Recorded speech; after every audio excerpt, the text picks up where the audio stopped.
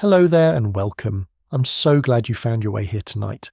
Before we begin, take a moment to get comfortable. Adjust your pillow, let your body settle into whatever position feels right. There's no rush. We have all the time in the world. Where in the world are you watching from? A quiet bedroom as evening deepens? A cozy corner where the weight of the day is finally lifting? Wherever you are, you're exactly where you need to be. Tonight we're going to explore one of history's most extraordinary financial disasters, the Mississippi Bubble of 1720, when France gambled its entire economy on paper money and Louisiana swampland. We'll discover how a Scottish gambler convinced a desperate kingdom to trust him with their future, understand the mechanics of history's first great stock market bubble, and contemplate what this moment 3 centuries ago still teaches us about money, trust, and human nature. But don't worry, this isn't going to be a frantic recounting of financial chaos or a sensational exploration of tragedy.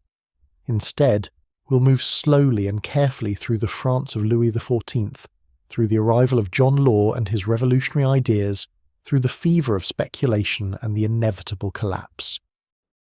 We'll take our time with the numbers, the stories, the hopes, and the ruin. By the end, I think you'll find that the Mississippi Bubble was not just about an economy failing, but about the eternal human temptation to believe that this time is different, that wealth can be conjured from nothing, that we've finally discovered the secret to unlimited prosperity.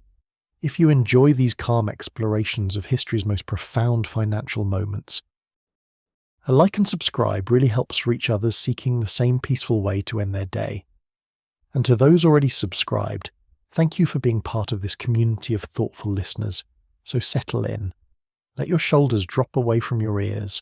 Take a slow breath, in through your nose, out through your mouth.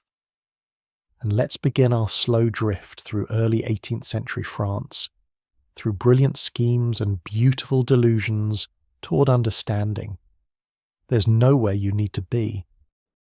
No deadlines to meet, just listen, and let the story unfold like a long, quiet conversation between old friends. Let it wash over you. If you drift away, that's perfectly fine. That's what we're here for. Let's begin in September of 1715 in a palace of unimaginable splendour as the Sun King prepared to die. Louis XIV had reigned over France for 72 years. 72 years. Think about that span of time. Most people don't live 72 years, and Louis had been king for every one of them, from the age of 4 when his father died. He was France, and France was him. Quote 0, "I am the state," he supposedly declared, and whether he actually said those words or not, they capture the truth of his reign. And what a reign it had been! He had transformed France into the dominant power of Europe. He had built Versailles, that monument to royal grandeur that still takes your breath away today. He had patronised the arts, Molière, Racine, Lully, creating a cultural flowering that made French the language of refinement across the continent. He had centralised power, tamed the nobility, created a modern bureaucratic state. He had made France glorious. He had also bankrupted it completely. As the old king lay dying in his elaborate bedchamber at Versailles, surrounded by doctors who could do nothing for the gangrene spreading up his leg, the true cost of his glory was becoming clear. France owed approximately 2 billion livres. 2 billion. The annual revenue of the French state was perhaps 145 million livres.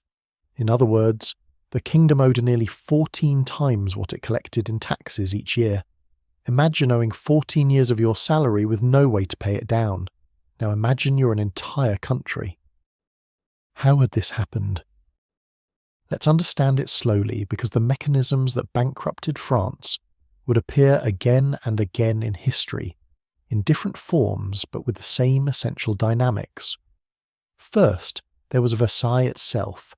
The palace had been under construction for decades, employing thousands of workers, consuming vast quantities of marble and gold leaf and crystal. The fountains alone required a hydraulic system so complex and expensive that they could only run when the king was actually watching them. The daily life of the court consumed resources at a rate that would make a modern hedge fund manager blush. Thousands of nobles lived at Versailles, fed and housed at royal expense, because Louis had learned that nobles at court competing for his favour were far less dangerous than nobles on their estates, potentially plotting rebellion. The court wasn't just expensive, it was deliberately expensive. It was theatre, propaganda, a demonstration of power. When foreign ambassadors visited and saw the Hall of Mirrors stretching the length of a football field, every surface gleaming with gold, they were meant to understand that France had wealth beyond measure, power beyond challenge. The message was clear: don't even think about opposing us. But behind the gilt and the mirrors, the treasury was empty. Then there were the wars. Louis had fought war after war, decade after decade. The War of Devolution, the Dutch War, the War of the League of Augsburg, the War of the Spanish Succession. The names blur together, but each consumed men and money in staggering quantities. The War of the Spanish Succession alone, which lasted from 1701 to 1714, cost France perhaps 2 billion livres. That's the entire national debt from just one war. These weren't small conflicts fought on distant frontiers. These were massive European wars involving hundreds of thousands of soldiers, elaborate sieges, naval battles, the construction of fortifications across France's borders. Armies had to be fed, clothed, armed, paid, though often they weren't paid, which created its own problems. The logistics of moving and supplying these vast forces consumed resources as surely as the actual fighting. And France didn't always win. By the end of the War of the Spanish Succession, France was exhausted. The Treaty of Utrecht in 1713 had preserved the Bourbon dynasty on Spain's throne. Louis's grandson became King Philip V of Spain, but at enormous cost. France ceded territories, made commercial concessions, accepted limitations on its power. The economic structure that financed all this was deeply flawed. France's tax system was a patchwork of medieval complexity. The nobility and clergy were largely exempt from taxation. Think about that. The wealthiest people in the kingdom paid little or nothing. The burden fell on the peasantry, who could least afford it. Taxes were collected by _quote_1_, private individuals who bought the right to collect taxes in a region. Paying the crown a fixed sum up front and keeping whatever they could extract beyond that. This system created terrible incentives. Tax farmers squeezed the peasants mercilessly, and the crown, desperate for immediate cash, sold tax collection rights at a discount. When taxes weren't enough, and they were never enough, the crown borrowed. It issued bonds, sold offices, granted monopolies, used every financial instrument available. Interest payments consumed more and more of the budget. By 1715, the crown was borrowing to pay interest on previous borrowing, the classic death spiral of sovereign debt. The currency itself had been debased repeatedly. When the government couldn't raise enough through taxes or borrowing, it simply reduced the gold and silver content of coins while keeping their face value the same. This created inflation and destroyed trust in the currency. A livre in 1715 bought far less than a livre had bought decades earlier. People hoarded gold and silver, refused to accept coins they suspected were debased, demanded payment in foreign currencies they trusted more than French ones. Picture France in 1715 as Louis XIV finally died on September 1st, 4 days before his 77th birthday. Imagine the countryside. Peasants living in hovels, working land that barely sustained them, surrendering much of what they produced to landlords and tax collectors. The contrast with Versailles, just a few miles from Paris, was almost obscene. In the palace, nobles dined on elaborate meals served on silver plates. In the villages, peasants ate black bread and gruel, grateful if they had enough to survive the winter. In the cities, particularly Paris, life was better but precarious.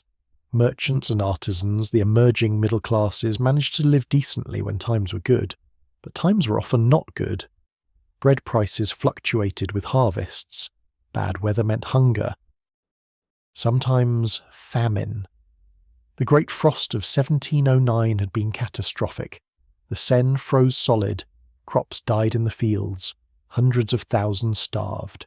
The economy, so dependent on agriculture, was at the mercy of weather. And now the Sun King was dead. He had outlived his son, the Grand Dauphin, who died in 1711. He had outlived his grandson, the Duke of Burgundy, who died in 1712 along with his wife and eldest son, all within days of each other. Possibly from measles.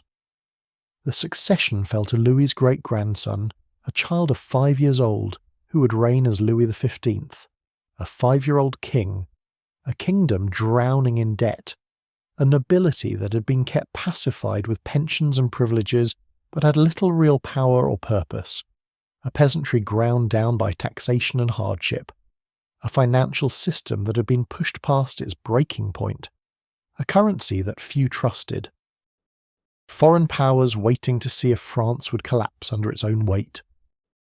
The regency fell to Philippe II, Duke of Orléans, Louis XIV's nephew. Philippe was intelligent, cultured, genuinely interested in making things better. He was also something of a libertine, more comfortable in the salons of Paris than in the stiff formality of Versailles. He faced an impossible task. How do you save a bankrupt kingdom when the usual solutions, raise taxes, cut spending, borrow more, had all been exhausted? You couldn't squeeze the peasants any harder without risking revolt. You couldn't cut spending significantly without losing the support of the nobility and the church. You couldn't borrow much more because creditors were already wary. You couldn't debase the currency further without destroying what little trust remained. The traditional solution would be to declare bankruptcy, to simply refuse to pay the debts, but this would destroy France's credit for generations, make future borrowing impossible, and potentially trigger economic collapse as everyone who held government bonds saw their wealth disappear. Philippe tried conventional measures. He created a commission to investigate the finances, hoping to find ways to cut or hidden resources to tap. He reorganized the government, creating councils to advise him, the Polysynody system it was called. He reduced some expenditures, tried to reform the tax system slightly. None of it made a real difference. The debt remained, vast and unpayable. The kingdom needed a miracle, or at least something that looked like a miracle. It needed someone willing to think differently, to propose radical solutions, to promise that there was a way out of this trap. It needed someone brilliant and persuasive and just a little bit reckless. It needed John Law. But we'll come to him. For now, picture France in those months after Louis XIV's death. The sense of an ending, of an era closed. The uncertainty about what came next. The quiet desperation in the halls of power, where men added up numbers that didn't add up, where every solution seemed to create two new problems. Walk the streets of Paris in your mind. Narrow medieval lanes, buildings leaning toward each other overhead, blocking the sun. The smell of waste in the gutters. There was no sewage system, remember? Everything just drained into the street. The sound of vendors calling their wares, of carts rattling over cobblestones, of church bells marking the hours, the sight of beggars everywhere, because there was no social safety net, no unemployment insurance, nothing to catch you if you fell.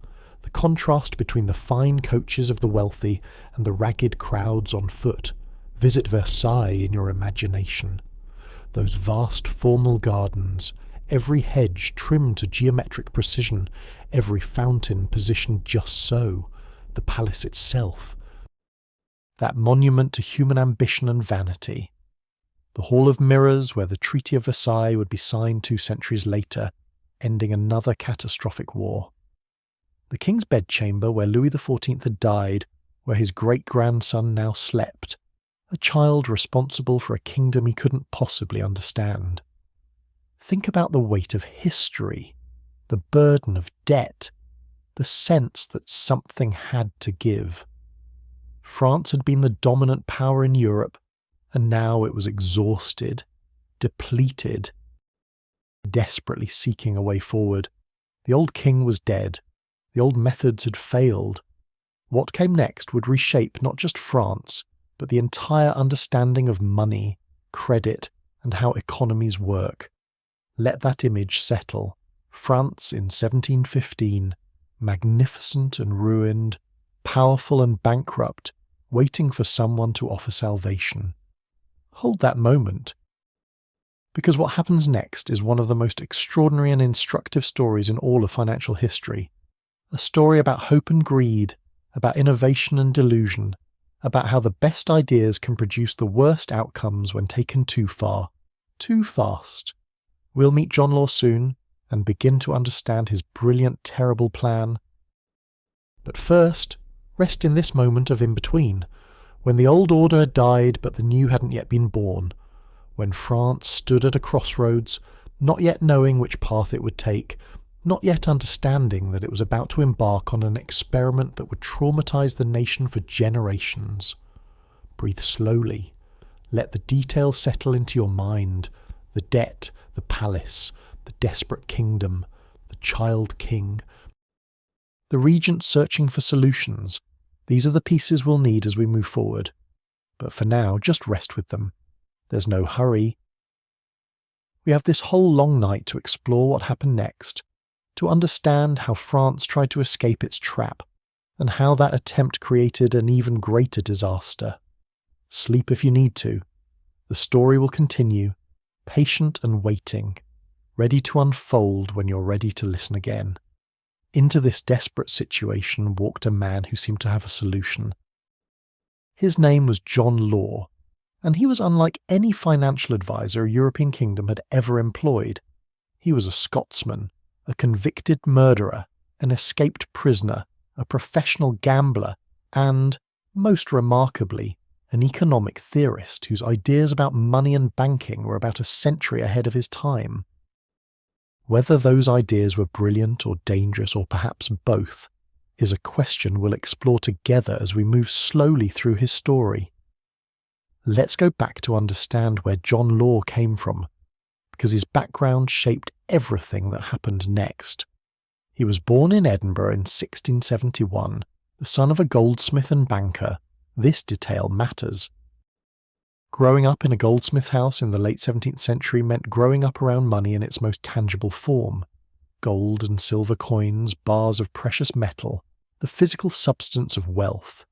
But it also meant understanding something more abstract.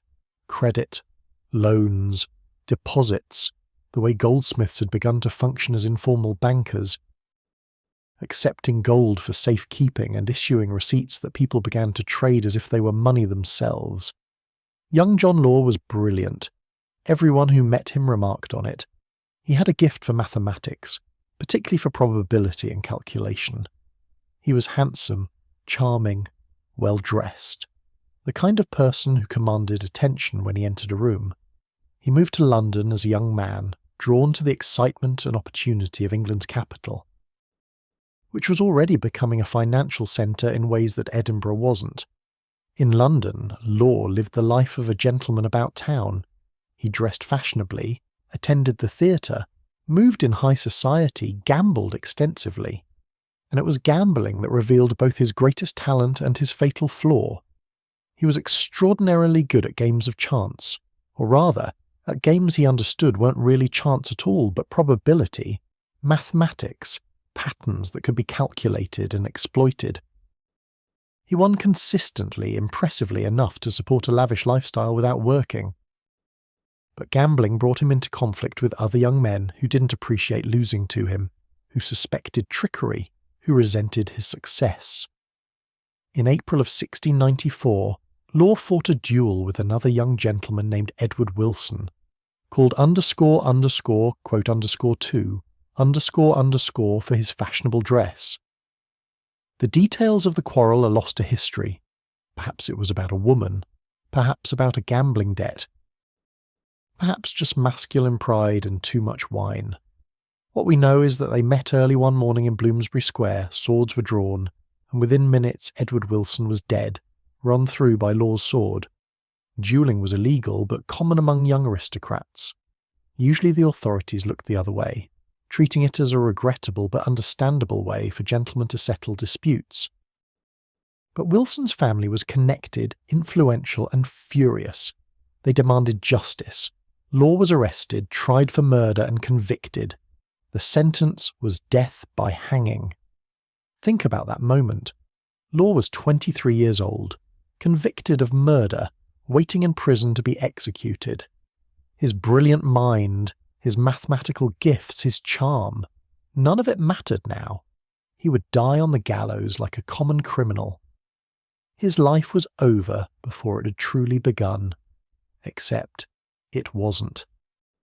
Somehow, the details remain murky. Law escaped from prison. Money changed hands, guards looked the other way, and John Law slipped out of London and fled England. He would never return. He was now a fugitive, a wanted man, unable to go home to Scotland or return to England without risking arrest and execution. So began a decade of wandering across Europe. Law travelled to Amsterdam, Paris, Venice, Genoa, Vienna, Rome, anywhere wealthy people gathered to gamble, anywhere his mathematical skills could support him. He became a professional gambler, one of the best in Europe, known in the gambling houses and salons from the Netherlands to Italy. But here's what's remarkable. Law didn't just gamble during these years.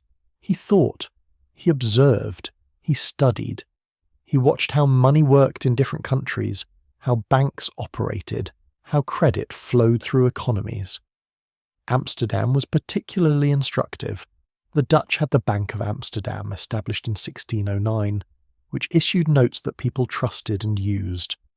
The Dutch economy was thriving partly because credit was available, because merchants could borrow to finance ventures, because money circulated freely. Law began to develop a theory. It went something like this. Wealth isn't really about gold and silver, the precious metals that kings hoarded in their treasuries. Wealth is about productive capacity, land, labour, factories, ships, the ability to make things and grow things. Money, Law came to believe, is just a tool to facilitate exchange, to help that productive capacity reach its full potential. If you don't have enough money circulating in an economy, productivity suffers, not because the land is less fertile or the workers less skilled, but simply because exchanges that should happen don't happen. Think of it this way, and let's take our time with this because it's crucial to understanding everything that came next. Imagine a village where everyone produces something different. One person grows wheat, another makes bread, another weaves cloth, another makes tools. In a healthy economy, they trade with each other. Wheat for bread, bread for cloth, cloth for tools. Everyone's needs are met. But what if there's not enough money, gold or silver coins, to facilitate all these trades? Suddenly, trades that should happen don't. The wheat grower can't buy bread because he has no coins. The bread maker can't buy cloth because she has no coins. Everyone has something valuable to offer, but the lack of money means exchanges don't happen, and everyone is poorer as a result. Law's insight was that if you could increase the money supply, put more money into circulation, you could increase economic activity without necessarily increasing the supply of gold and silver. The key was credit, was paper money, was promises to pay that people would accept as readily as they accepted metal coins. Now, this wasn't entirely Law's original idea. Goldsmiths had been doing a version of it for decades, issuing paper receipts for gold deposits and allowing those receipts to circulate as money. The Bank of Amsterdam did it systematically, but Law took it further. He believed paper money didn't need to be fully backed by gold and silver. It could be backed by land, by the productive capacity of a nation. If people trusted that the paper had value, that it could be exchanged for real goods, then it would function as money regardless of whether there was gold in a vault somewhere backing it up. This was radical thinking. Remember, in the 1690s and early 1700s, most people believed wealth was gold and silver. That's what made a nation rich, treasure in the royal vaults. The Spanish had extracted vast quantities of gold and silver from their American colonies, and everyone agreed this made Spain wealthy and powerful, even though Spain's economy was actually stagnating. Law was arguing that this entire understanding was backwards, that Spain was poor despite its gold, that real wealth came from productive enterprise, and that paper money could unleash that productivity. Law also understood something about the velocity of money, how quickly money changes hands. The same gold coin used once generates one transaction. Used 10 times, it generates 10 transactions. Paper money, because it was lighter and easier to use, would circulate faster, generating more economic activity from the same nominal amount of money. It was all connected in Law's mind. Paper money, increased circulation, economic expansion, prosperity. He wrote about these ideas. In 1705, he published a book in Scotland titled Quote 3. It's a remarkably sophisticated work of economic theory, proposing that Scotland establish a land bank that would issue paper money backed by real estate. The Scottish Parliament considered his proposal and rejected it. They weren't ready for such radical ideas. Law returned to the continent, to his gambling, to his wandering. But he hadn't given up. He believed his ideas were right, that he understood money and credit better than the monarchs and ministers who controlled Europe's treasuries.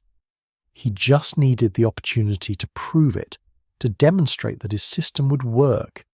He needed a patron, a country willing to let him try. He attempted to interest various governments. He proposed his system to Italy, to Savoy, to various German states. Everyone listened politely. Law was charming and persuasive. After all, but no one was willing to trust their economy to a Scottish gambler with radical theories. It seemed his ideas would remain just that, ideas, theories discussed in salons but never tested in reality. Then France collapsed into financial crisis. Louis XIV died, the Regency began, and suddenly there was an opportunity. Philippe d'Orléans, the regent, was desperate. The conventional solutions had all failed. The kingdom was bankrupt. Something dramatic had to be tried. And here was John Law back in Paris, which he had visited many times during his wandering years, proposing a solution that sounded almost too good to be true, that France could solve its financial problems not by scraping together more gold, not by squeezing more taxes from exhausted peasants, but by establishing a bank that would create paper money, expand credit, stimulate the economy, and generate the prosperity that would allow the debt to be paid. Was it too good to be true? Or was it brilliant? Philippe was intelligent enough to understand Law's theories, cosmopolitan enough not to be put off by Law's unconventional background, and desperate enough to consider radical solutions. They talked extensively about money and credit and economic theory. Philippe was intrigued. Other advisors were skeptical. This was a foreign gambler proposing to experiment with France's entire financial system. But Philippe was willing to listen. Think about the intellectual climate that made this possible. The early 18th century was the beginning of the Enlightenment, the age of reason. There was a growing belief that human reason could solve problems, that traditional ways weren't necessarily the best ways, that innovation and science could improve society. The scientific revolution had transformed understanding of the natural world. Why shouldn't similar rational analysis transform economic life? Law fit perfectly into this moment. He approached economics scientifically, mathematically. He had theories, he had calculations, he had confidence that his system would work if only someone would let him implement it. To the regent and the other educated men around him, Law didn't seem like a charlatan. He seemed like an innovator, a visionary, someone who understood the modern world in ways that traditional ministers didn't. There was also something about Law himself that inspired confidence. He was now in his 40s, mature, experienced, successful at everything he'd attempted. He'd survived a death sentence, had lived by his wits for 20 years, had moved easily among the highest levels of European society. He dressed immaculately, spoke eloquently, could discuss philosophy and art as easily as finance. He had presence, charisma, the quality that makes people want to believe in you. And crucially, Law wasn't asking for much at first. He didn't propose to take over France's entire financial system immediately. He proposed to start small, to establish a private bank that would issue notes, prove the concept worked, and then perhaps expand. It seemed like a reasonable experiment, a measured approach. If it failed, the damage would be limited. If it succeeded, well, perhaps France had found its salvation. Imagine the conversations between Law and the regent, late in the evening in some Paris salon, candles burning low, servants bringing wine, the two men discussing money and credit and economic theory. Philippe asking questions, Law answering with confidence and charm, sketching out his vision of a transformed France where credit flowed freely, where commerce expanded, where the deadweight of debt would be lifted through cleverness rather than default. Picture Law walking the streets of Paris, seeing opportunity everywhere. The shops that could expand with credit, the merchants who could increase trade if they could borrow, the artisans who could employ more workers. The productive capacity that was being wasted simply because money wasn't circulating efficiently. In his mind, he could see the whole system working, money flowing like water through the economy, irrigating commerce, making everything grow. He was offering France a way out, a way to escape the trap of debt without the agony of bankruptcy or the grinding misery of austerity. It was an appealing vision, a hopeful vision, perhaps too appealing, too hopeful. But standing there in 1715, with the kingdom's finances in ruins and conventional solutions exhausted, who could blame Philippe for being tempted? Law understood that he had to start carefully, to build trust, to prove his system worked before expanding it. He understood that people were suspicious of paper money, that they trusted gold and silver because those had intrinsic value, because you could hold them in your hand, feel their weight. He would have to overcome that suspicion through demonstration, through success, through making believers out of skeptics one by one. He also understood risk in a way that few people did. His years as a gambler had taught him about probability, about odds, about the difference between foolish risks and calculated ones. Or at least he believed he understood. He believed his system would work, that the risks were manageable, that careful implementation would lead to success. He believed this with the confidence of someone who'd been right before, who had survived and thrived by trusting his own judgment against conventional wisdom. Whether that confidence was justified, whether his understanding of risk was as sophisticated as he believed, whether the system he envisioned would work in practice as beautifully as it did in theory, these questions would all be answered soon enough. France was about to become John Law's greatest gamble, the ultimate test of his ideas. The stakes were higher than any card game, higher than any previous wager. He was betting his reputation, his freedom, perhaps his life. France was betting its future. The regent was ready to give him a chance. The experiment was about to begin. In just a few months, Law would establish his bank, begin issuing paper money, start putting his theories into practice, and for a while, for a surprisingly long while, it would all seem to work magnificently. The skeptics would be converted, the doubters silenced. Law would become the most celebrated man in France, mobbed in the streets, praised as a genius, the saviour of the kingdom. But that comes later.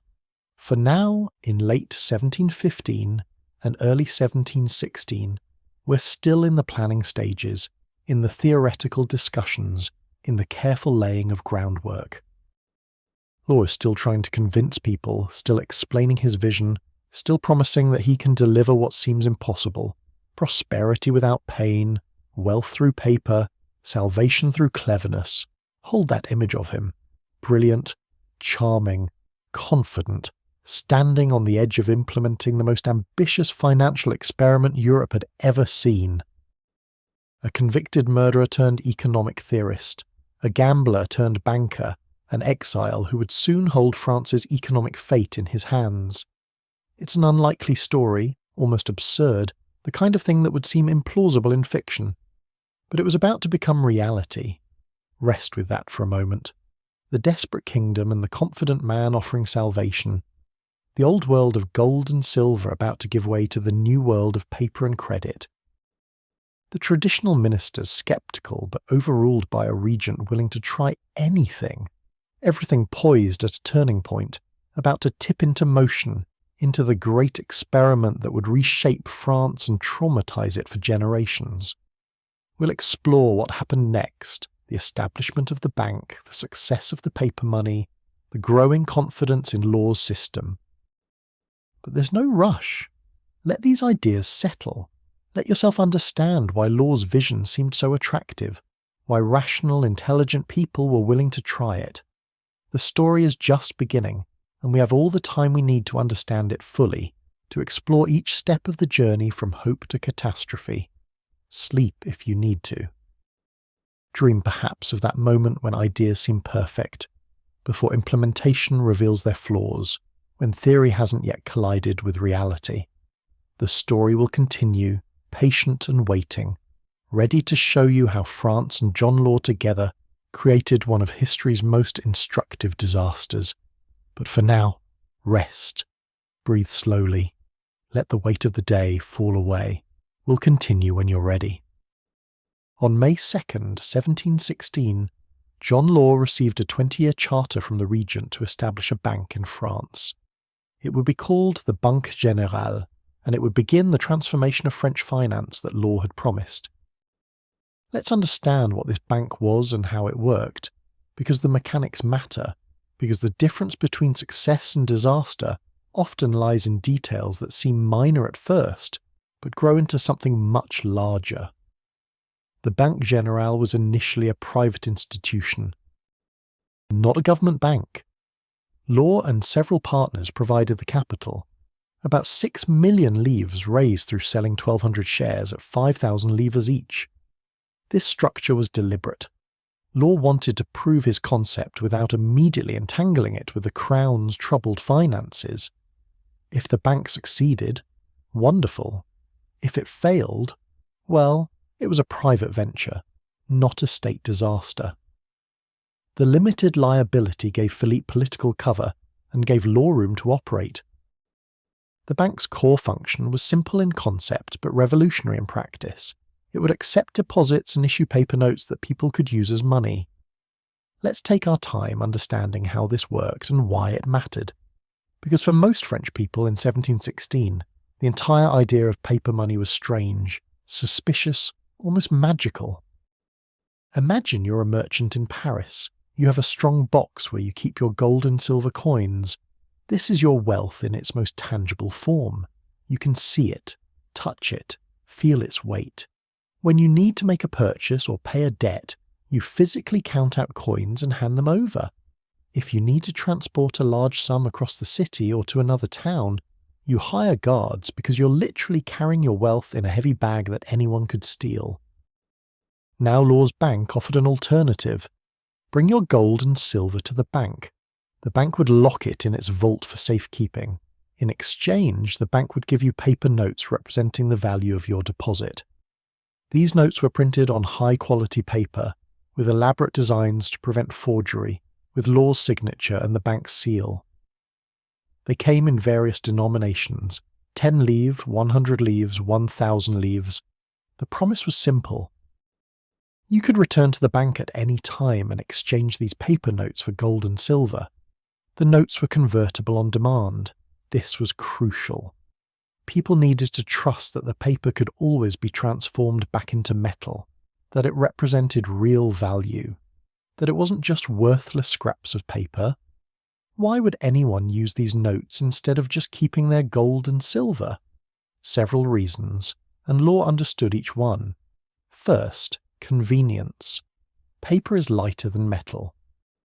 A note representing 1,000 livres weighs far less than 1,000 livres worth of gold coins. You can carry significant wealth in your pocket without guards, without heavy bags, without the physical burden of metal. For merchants conducting substantial business, this was genuinely useful. Second, safety. Your gold in the bank's vault was safer than gold in your home. The bank had thick walls, guards, secure storage. Thieves might rob your house, but they couldn't easily rob the bank. And if someone stole your paper notes, law introduced a register system where large denomination notes could be tracked, making them less useful to thieves. Third, ease of transactions. Counting out large sums in coins was tedious and time-consuming. You had to verify that coins were genuine, that they hadn't been clipped or debased, that they contained the proper amount of precious metal. With paper notes from a trusted bank, the transaction was simpler. The note said 100 livres, and everyone could trust that it represented 100 livres worth of value. These advantages seem obvious to us now, living in a world where almost all money is paper or digital. But in 1716, this was radical innovation. Most people had never seen paper money. The few who had were familiar with government-issued notes that had often failed, been dishonoured, left holders with worthless paper. Law had to overcome deep scepticism. He did it through careful management and strict adherence to his promise of convertibility. In the early months of the Banque Générale, anyone who presented notes could immediately exchange them for gold or silver. The bank maintained substantial reserves. Law wanted people to trust the system, to see that it worked, to become comfortable with paper money, and slowly, gradually, people did. The first customers were sophisticated merchants and financiers who understood what law was attempting and saw the benefits. They deposited gold, received notes, used those notes in transactions, found it worked smoothly. Other merchants accepted the notes because they knew they could take them to the bank and get gold if they wanted it. But many discovered they didn't want to. The notes were more convenient. They could simply hold the notes and use them for future transactions. This was the crucial moment, the transformation that law understood and was counting on. When people stopped immediately converting notes back to gold, when they accepted the notes as money in themselves rather than just as receipts for gold, the system began to change. The bank didn't need to hold gold equal to every note in circulation, because most note holders weren't demanding gold simultaneously. The bank could issue more notes than it had gold, as long as it maintained enough reserves to meet normal redemption requests.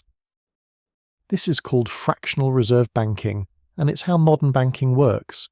But in 1716 it was new, it was subtle, and most people didn't fully understand it. They thought every note was backed by gold sitting in the vault. Law understood that many notes were backed only by the promise that gold could be obtained if needed, and that this promise was sufficient as long as people trusted it. The bank also made loans. If you needed money for a business venture, you could borrow from the bank.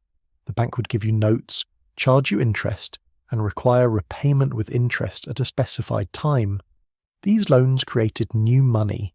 The bank was issuing notes that weren't backed by deposits, but by your promise to repay. This expanded the money supply, put more purchasing power into the economy, and should stimulate economic activity, exactly as law had theorized. Let's picture what this looked like in practice. The bank operated from a building in Paris, an impressive structure that projected stability and security. Inside, clerks recorded deposits and withdrawals in large ledgers, their quills scratching across paper, recording every transaction. The vault was in the basement, thick-walled, iron-barred, guarded night and day. Upstairs, Law had his office, where he met with important clients, explained the system, reassured the worried, accepted deposits from nobles and merchants who were beginning to believe. The physical notes themselves were beautiful objects.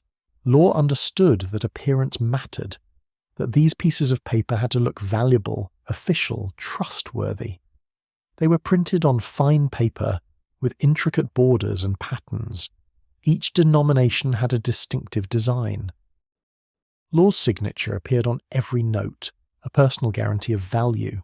The bank's seal was impressed into the paper. Holding one of these notes, You felt you were holding something of value, something official, something that couldn't be dismissed as mere paper. In the streets of Paris, the notes began to circulate.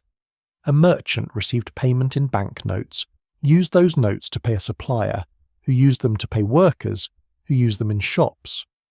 The same notes circulated from hand to hand, facilitating transaction after transaction without anyone actually going to the bank to redeem them.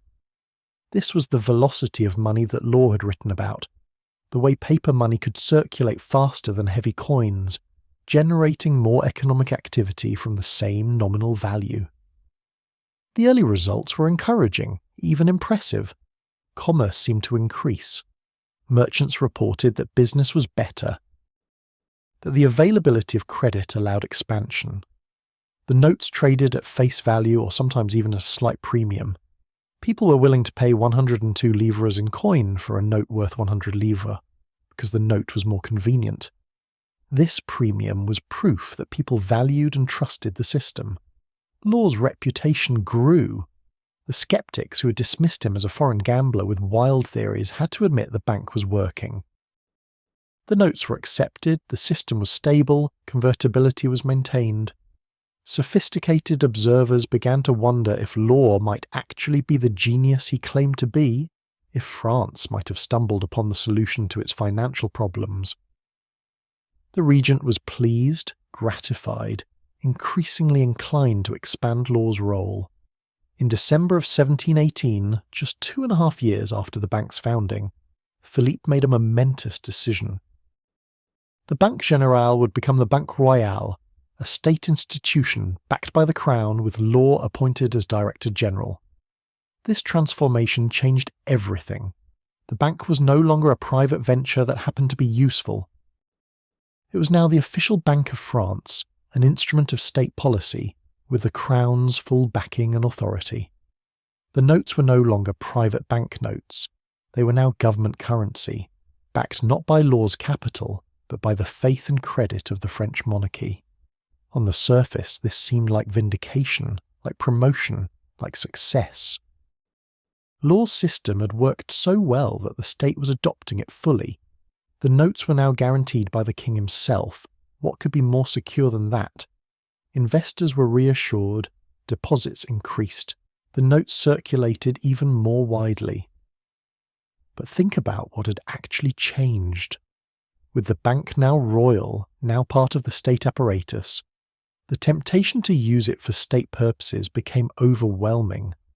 The crown needed money constantly, to pay debts, to fund operations, to maintain the court. With a state bank that could issue notes, the government now had access to what seemed like unlimited credit. They could simply print more notes, issue them to pay debts, and expand the money supply at will. Law understood this danger. He knew that excessive issuance would destroy confidence, that notes would lose value if they became too numerous, that convertibility could only be maintained if the bank didn't issue far more notes than it could redeem. He wanted careful management, restraint, scientific control of the money supply based on economic needs rather than political pressures. But Law was no longer truly independent. As director of a royal bank, he served at the regent's pleasure. He was expected to help solve the government's fiscal problems. The whole reason Philippe had supported him was to address France's debt crisis. The bank was a tool, and tools are used for purposes their makers didn't intend. Law's influence continued to grow. In January of 1720, he achieved what must have seemed like the culmination of his ambitions. He was appointed Controller General of Finances, effectively the finance minister of France. A convicted murderer, a foreign exile, a professional gambler. Now he controlled the finances of Europe's most powerful kingdom. It was an astonishing rise, a testament to his brilliance and persuasiveness, but also a sign of how desperate France remained, how willing Philippe was to try unconventional solutions. As Controller General, Law had power to implement his theories comprehensively. He could coordinate the bank with state policy, could restructure the tax system, could reform the entire financial apparatus of France. In his mind, this was the opportunity to prove everything he'd written about, everything he'd theorized during his wandering years. He could show that enlightened management of money and credit could transform an economy, lift a nation from bankruptcy to prosperity. But power brought vulnerability. Every decision Law made now was scrutinized. Traditional ministers resented this foreigner's influence. The nobility was suspicious of changes to the tax system. Foreign governments watched carefully, wondering if France's experiment would succeed or fail. And most dangerously, the success of the bank had created expectations that might be impossible to meet. People had seen the early success. They believed Law could work miracles. They expected him to solve France's debt problem, stimulate the economy, generate prosperity, all through clever manipulation of money and credit. These expectations created pressure to do more, to go further, to take risks that might not be wise. Law was caught between his own theories, which counselled careful, measured expansion of credit, and political realities that demanded dramatic results quickly. There were warning signs. Though few noticed them at the time, the quantity of notes in circulation was increasing steadily. The bank's reserve ratio, the proportion of gold and silver it held relative to notes issued, was declining. This wasn't necessarily dangerous if managed carefully, but it reduced the margin for error, made the system more fragile, more dependent on continued confidence. Some observers, particularly foreign bankers who understood these mechanisms, expressed quiet concern. Richard Cantillon, an Irish banker living in Paris, watched carefully and began to suspect the system was expanding too rapidly, that Law was overreaching. But Cantillon was a voice in the wilderness. Most people saw only success.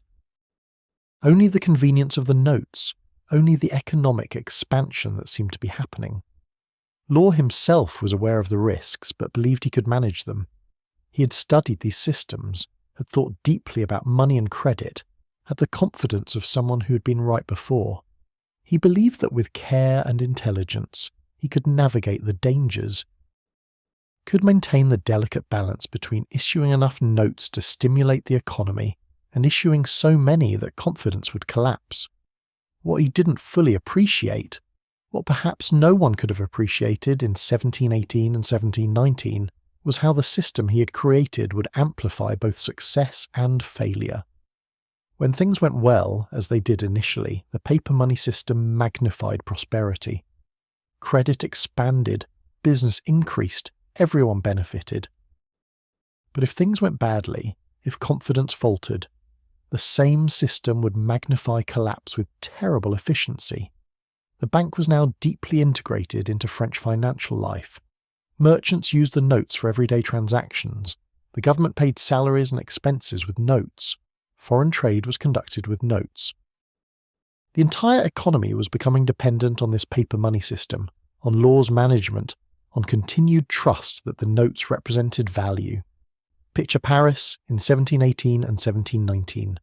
The notes circulating everywhere, accepted almost universally, more convenient than the old metal coins. Law himself, walking the streets, increasingly famous, recognized, celebrated, merchants thanking him for making their business easier, the regent relying on him more and more, the sense that France had discovered something transformative, that this Scottish gambler had indeed solved the unsolvable problem. But also picture the vault of the Banque Royale, the gold and silver reserves that were supposed to back the notes. Count them in your mind. Imagine trying to match them against all the notes in circulation. The gap between the two was widening.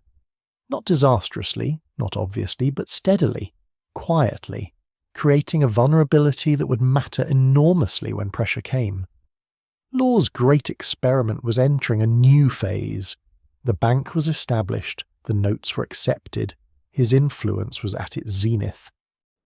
Now he was ready to attempt something even more ambitious, to link the bank with a vast commercial enterprise that would, he believed, generate the real wealth needed to justify all the paper he was issuing. That enterprise would involve the Mississippi River, vast American territories, and promises of wealth that would drive France into a speculative frenzy unlike anything Europe had ever seen. But that comes next. For now, rest in this moment of seeming success, when the bank worked, when the notes circulated smoothly, when Law's theories seemed vindicated, when France appeared to have found its salvation through paper and credit and brilliant management. Hold that image of the notes passing from hand to hand in Paris, each transaction a small vote of confidence in Law's system, each acceptance another proof that paper could indeed function as money. The transformation was remarkable and real. France had changed its monetary system fundamentally in just a few years.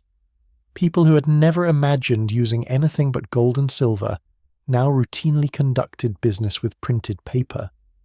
An innovation that had seemed radical and suspicious was becoming normal, accepted, unremarkable.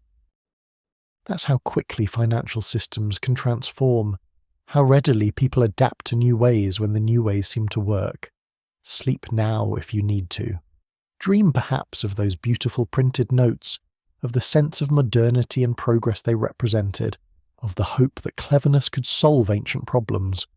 The story continues, building toward the great bubble and the terrible crash. But there's no rush. We'll explore each step carefully, understand how success turned to disaster, how hope became catastrophe. But for now, just rest with this moment of transition, when the bank was established and working, when law seemed to have achieved the impossible, when France stood on the edge of an even greater gamble. With the bank established and functioning, with paper money now accepted throughout France, Law was ready to attempt the second part of his grand design. The bank was the foundation, the mechanism for creating money and credit. But Law believed that paper money needed to be backed by real productive assets, by actual wealth-generating enterprises. Gold and silver were fine, but they just sat in vaults. What really created wealth was land, commerce, industry, things that produced value year after year. And Law knew exactly where to find such assets, or at least where to claim they existed. In the vast French territories across the Atlantic, in the lands drained by the Mississippi River. In August of 1697, the French crown granted Law a charter to form a trading company. It would be called the Compagnie d'Occident, the Company of the West, though it would become far more famous under another name, the Mississippi Company. Let's understand what this company was supposed to do, what it actually did, and how it became entangled with both the bank and France's national debt in ways that would prove catastrophic. The charter granted the company a monopoly on trade with French Louisiana. Now, when we hear Louisiana today, we think of a single state along the Gulf of Mexico. But in 1717, Louisiana meant something vastly different. It encompassed nearly half of what is now the United States, all the land drained by the Mississippi River and its tributaries, stretching from the Gulf of Mexico to the Canadian border, from the Appalachian Mountains to the Rocky Mountains. This was an enormous territory, millions of square miles, most of it unexplored by Europeans, inhabited by native peoples whose presence the French often chose to ignore in their calculations. France's claim to this territory was recent and tenuous. René Robert Cavelier, Sieur de la Salle, had explored the Mississippi River in 1682 and claimed all the lands it drained for France, naming the region Louisiana in honor of King Louis XIV. But claiming territory and actually controlling it are very different things. The French presence in Louisiana was minimal. A few scattered settlements, New Orleans founded only in 1718, some trading posts along the river, perhaps a few thousand French colonists in total scattered across this vast region. What resources did Louisiana actually have? This was the crucial question, and the honest answer was, nobody really knew. There were forests, certainly. Furs could be obtained through trade with native peoples. The land was fertile in places. There might be minerals, though none had been discovered in commercially viable quantities. The Mississippi River itself was valuable as a transportation route. But there was no gold, no silver, no obvious source of instant wealth. But Law needed Louisiana to seem valuable, needed it to appear to be a source of enormous potential wealth, because he was about to do something audacious. He was going to use the Mississippi Company to absorb France's national debt. Let's take our time understanding how this would work, because it's complex and clever and ultimately disastrous. Remember France's debt problem. The crown owed approximately 2 billion livres, owed interest on that debt that consumed much of the annual revenue, couldn't pay down the principal. Traditional solutions had all been tried and failed. Law proposed something different: convert the debt into equity. Instead of the government owing bondholders money, bondholders would exchange their government bonds for shares in the Mississippi Company. The bondholders would become shareholders, owners of a piece of this vast commercial enterprise that would generate profits from Louisiana's boundless resources. The genius of this scheme was that it transformed a liability into an asset. Debt is a burden, a drag on the economy, interest payments that have to be made year after year. But equity in a profitable company is an asset, something that generates dividends, something that can grow in value. If the Mississippi Company was successful, if it generated the profits Law claimed it would, then the former bondholders would be better off as shareholders than they had been as creditors, and the French government would be freed from its debt burden without defaulting, without the economic chaos and loss of creditworthiness that bankruptcy would entail. Of course, this only worked if the Mississippi Company was actually valuable. If Louisiana really could generate the profits needed to justify the share price.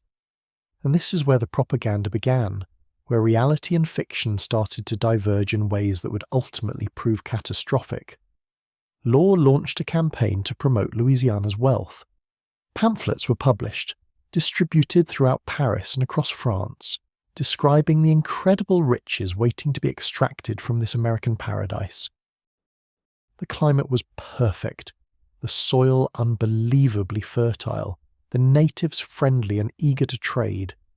Most importantly, there were vast deposits of gold and silver just waiting to be mined.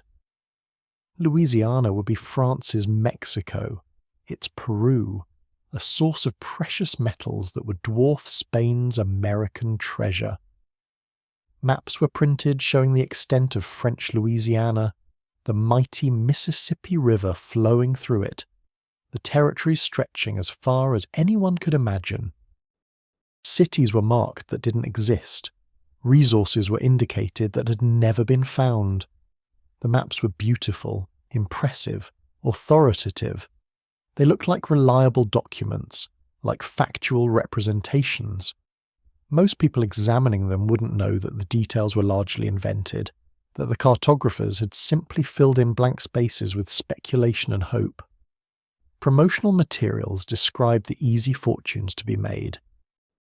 Stories circulated, mostly fabricated, of colonists who had arrived poor and returned rich, of gold nuggets found lying on the ground, of soil so fertile that crops grew with barely any labour. Louisiana was portrayed as Eden, as El Dorado, as the solution to any settler's problems. All you had to do was go there, and wealth would follow effortlessly. The reality was heartbreakingly different.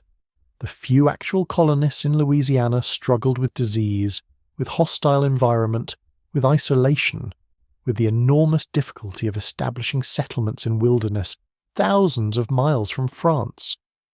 New Orleans was swampland, hot and humid and disease-ridden. Settlers died of yellow fever, malaria, dysentery. The native peoples were not uniformly friendly. Some were willing to trade, others were hostile to European encroachment. All had their own interests and agendas that didn't align with French colonial plans. And there was no gold, no silver, no easy wealth anywhere. But in Paris in 1717 and 1718, few people knew the truth about Louisiana. The promotional materials were convincing. Law was persuasive. The government backed his claims because they needed the scheme to work. Foreign investors who might have been skeptical were reassured by the official nature of the company, by Law's position as head of the bank and increasingly influential in government. Everything seemed legitimate, impressive, promising. Law also understood that he needed to make the company shares accessible to potential investors while simultaneously tying the company to his banking system. So he arranged that shares in the Mississippi Company could be purchased not just with gold and silver, but with the paper notes issued by his bank. This created a powerful connection. The bank's notes could be used to buy company shares, and the company was supposed to generate the real wealth that would ultimately back the notes. It was a closed loop, a self-reinforcing system where each element supported the others. The initial share offering in 1717 was moderately successful. Shares were priced at 500 livres each. Early investors included both sophisticated financiers who understood what Law was attempting and ordinary people who were attracted by the promise of American wealth. The shares sold, the company was capitalized, and operations could begin. But Law wasn't finished. The Company of the West was just the beginning. Over the next 2 years, Law systematically absorbed other French trading monopolies into his company. In 1719, the Company of the West merged with the Company of the East Indies, which had monopoly rights to trade with India and China. It absorbed the China Company, the Africa Company, the monopoly on French tobacco sales. Each merger expanded the company's scope, added new revenue streams, made it seem more valuable and comprehensive. By May of 1719, all these companies had been consolidated into a single entity called the Compagnie des Indes, the Company of the Indies. This company now held monopolies on essentially all of France's foreign trade. Every transaction with Louisiana, with Canada, with India, with China, with Africa, all of it went through Law's company. It was vertical integration on a scale that hadn't been seen before, a commercial empire that supposedly controlled vast resources and trade networks spanning the globe. The monopoly rights themselves were valuable, there's no question. Monopolies eliminate competition, allow the monopoly holder to control prices, guarantee profits that competitive markets wouldn't permit. But the value of a monopoly depends on the value of the thing monopolized. If Louisiana really had vast gold deposits, if trade with India was enormously profitable, if all these ventures generated the revenues claimed, then the monopoly was indeed valuable. But if the revenues were exaggerated, if the gold didn't exist, if the trade was less profitable than claimed, then the monopoly was worth far less than advertised. Law also arranged for the company to take over more and more of the government's fiscal operations. The company assumed responsibility for tax collection in some regions, bought the right to mint coins, absorbed the role of tax farmers who had previously collected revenue for the crown. Each of these arrangements meant the company was taking on government functions, becoming intertwined with the state in ways that blurred the line between commercial enterprise and sovereign authority. Most crucially, Law arranged for the company to assume France's national debt. Bondholders were offered the opportunity, eventually it became pressure, almost compulsion, to exchange their government bonds for shares in the Company of the Indies. The exchange rate was set by Law to make it attractive. Bonds that were trading at a significant discount to face value could be converted to shares at par, meaning bondholders would immediately receive more value in shares than their bonds were worth on the market. This debt-for-equity swap was the heart of Law's solution to France's fiscal crisis. The government's debt would disappear, converted into shares of the company. The former bondholders would own pieces of this vast commercial empire. The government would be freed from interest payments, from the burden of debt, and all it cost was monopoly rights that the government hadn't been exploiting effectively anyway, plus some administrative functions that private tax collectors had been handling. On paper, in theory, it was brilliant. Law had created a structure where the bank provided liquidity through paper money, the company provided productive assets that justified the paper money, and the government's debt was transformed into equity in the productive enterprise. Each element reinforced the others. The bank's notes could buy company shares. The company's profits would back the notes. The government's fiscal health improved because debt became equity. It was elegant, sophisticated, the kind of financial engineering that sounds too good to be true, and perhaps it was. But in 1718 and 1719, before the scheme had been tested by time and pressure, it seemed to be working magnificently. The shares were rising in value as more and more debt was converted to equity. The bank's notes circulated smoothly. The government's fiscal situation was improving, at least on paper. Law was celebrated as a genius. The man who had solved France's seemingly insoluble problems through cleverness and innovation. Think about what Law had created. A commercial company that was also a bank, that was also a government revenue collector, that was also the holder of the national debt. Everything connected to everything else. The success of any part depended on the success of every other part. The bank needed the company to justify its notes. The company needed the bank to provide liquidity for its shares. The government needed both to manage its debt and collect its revenue. This integration meant that when things went well, they went very well indeed. Each success amplified the others. When the company's shares rose, confidence in the bank's notes increased. When the notes circulated freely, more people could buy shares. When more people bought shares, the government's debt burden decreased. It was a virtuous cycle, a self-reinforcing spiral of success. But integration also meant fragility. If any part of the system failed, if confidence in any element wavered, the entire structure could collapse. The bank, the company, and the government were now so intertwined that they would rise together or fall together. There was no independence, no redundancy, no way for one part to survive if another failed. Law understood this risk intellectually, but he believed he could manage it. He believed in his system, in his ability to maintain the delicate balance, in the fundamental soundness of his theories. He believed that as long as the company generated real profits, as long as Louisiana developed as he claimed it would, as long as the foreign trade monopolies produced revenue, the system would be stable and sustainable. What he didn't fully account for was human psychology, the tendency toward excess, the way success breeds overconfidence, and overconfidence breeds mistakes. He didn't fully appreciate how quickly confidence can turn to panic, how fragile trust is, how difficult it is to maintain balance when everyone around you is urging you to go further, faster, bigger. The stage was set for the greatest speculative bubble Europe had yet witnessed. The bank was established. The company held vast monopolies. The debt was being converted to equity. The notes circulated freely. Everything was in place. All that remained was for ordinary people, for merchants and nobles and servants and soldiers, to believe in Law's vision so completely that they would bid the shares to heights that bore no relationship to underlying value. That belief, that fever, that Mania was about to sweep through Paris like wildfire. The Rue Quincampoix would become the centre of the financial universe. Fortunes would be made overnight.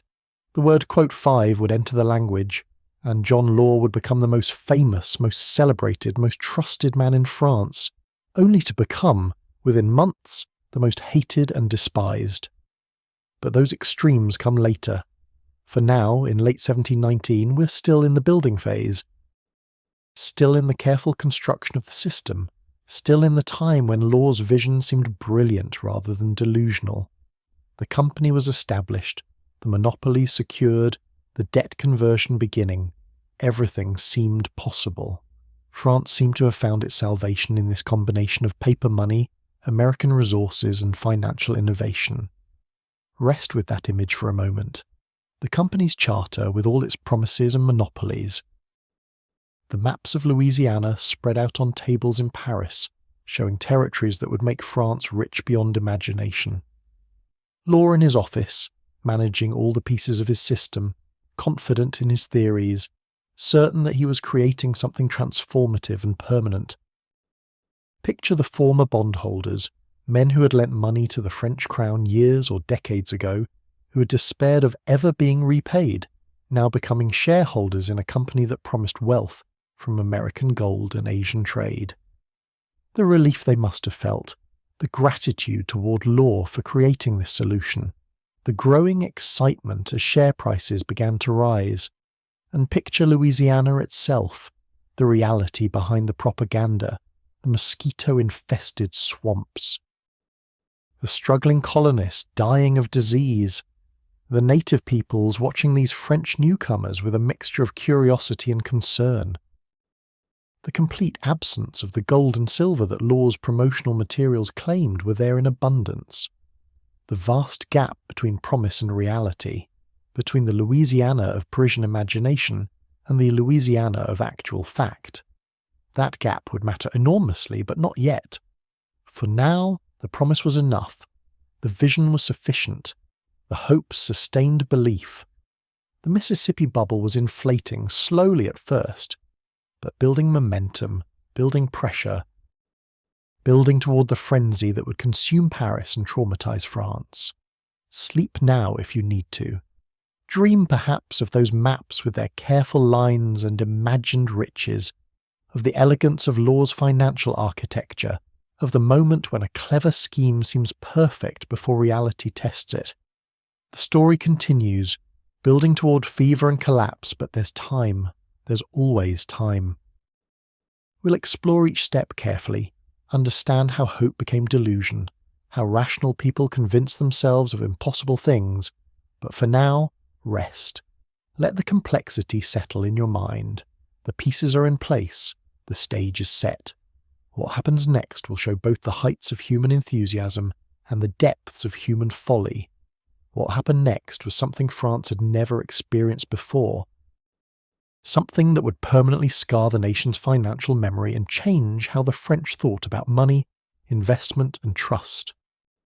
The shares of the Company of the Indies began to rise in value, and that rise created its own momentum, its own logic, its own reality, that detached completely from any rational assessment of the company's actual worth.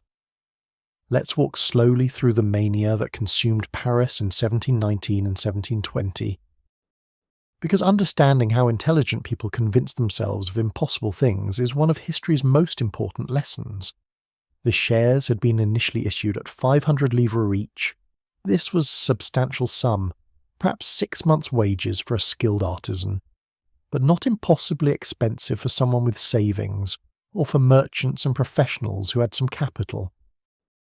The early investors in 1717 and 1718 were mostly sophisticated people who understood what they were buying, a stake in a company with monopoly rights to trade with vast territories, with government backing, managed by the brilliant John Law.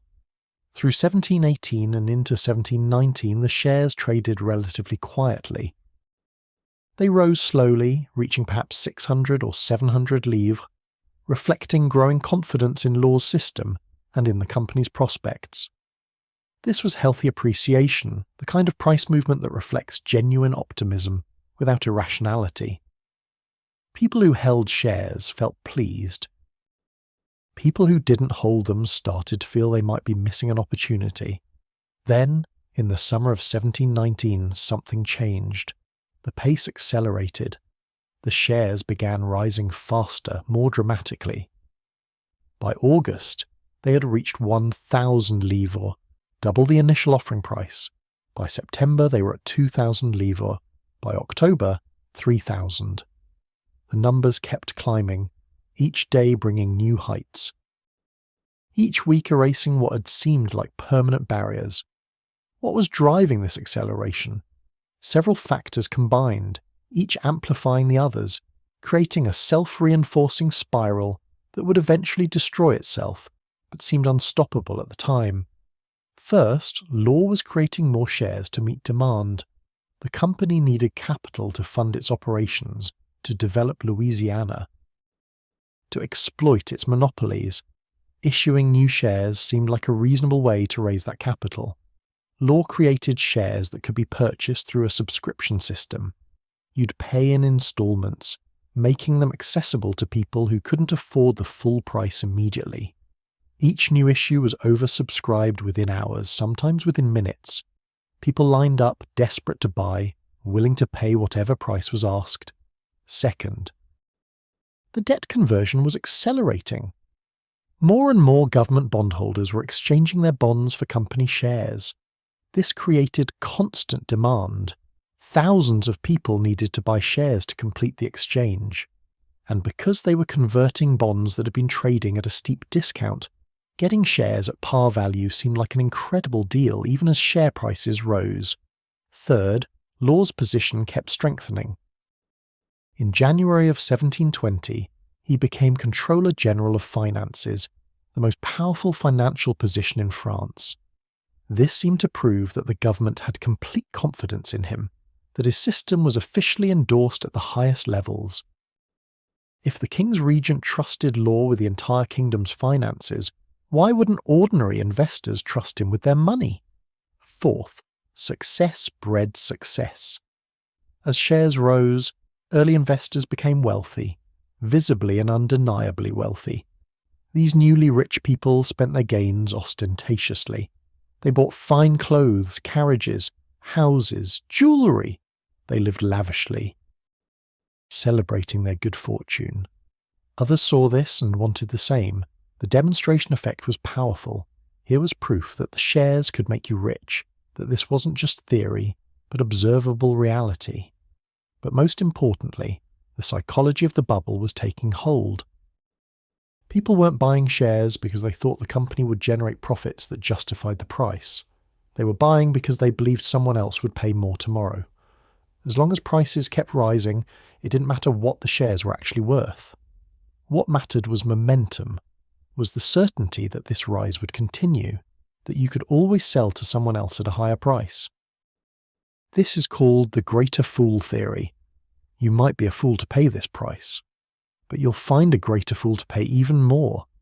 And in 1719, there seemed to be an infinite supply of fools, each convinced they were actually quite clever, getting in on the ground floor of transformative wealth. The physical centre of this madness was a narrow street in Paris called the Rue Quincampoix. Let's picture it carefully. Because the scene there in late 1719 and early 1720 was unlike anything Paris had witnessed before or has witnessed since.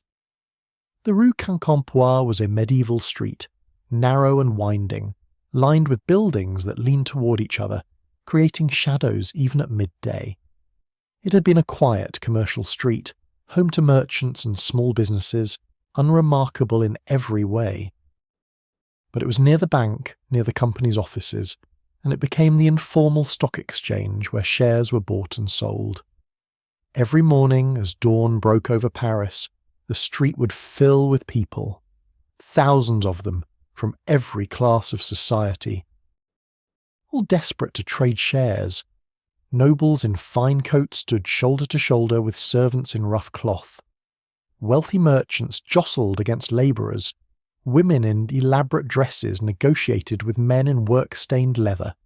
The normal social barriers that rigidly separated French society seemed to dissolve in the Rue Quincampoix, where the only thing that mattered was whether you had shares to sell or money to buy. The noise was overwhelming. Imagine thousands of people shouting, trying to make themselves heard, calling out prices, advertising what they had to sell or wanted to buy. The vendors who normally sold their wares had largely disappeared, driven out by crowds that made normal commerce impossible.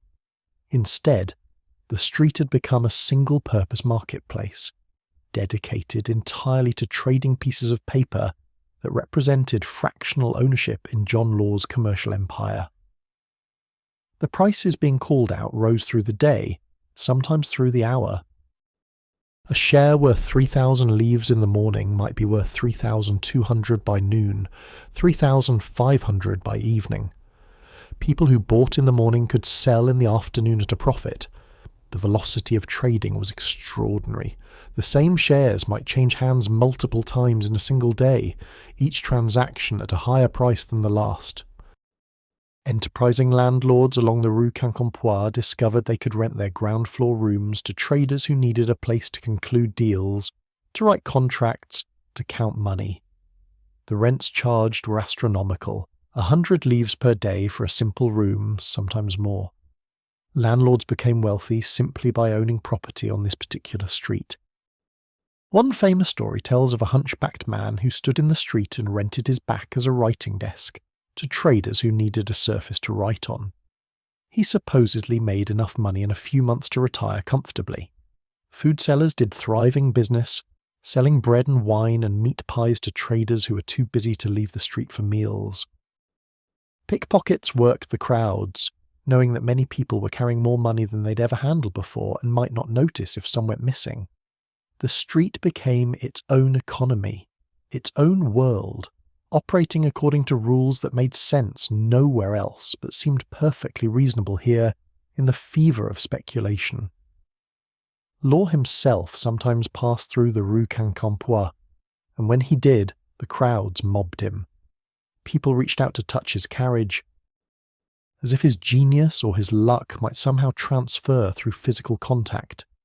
They shouted their thanks, their blessings, their devotion. They treated him like a hero, like a saviour, like someone who had delivered them from poverty to prosperity through sheer brilliance.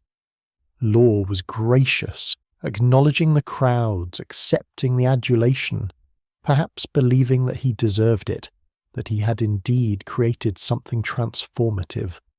The share prices kept climbing.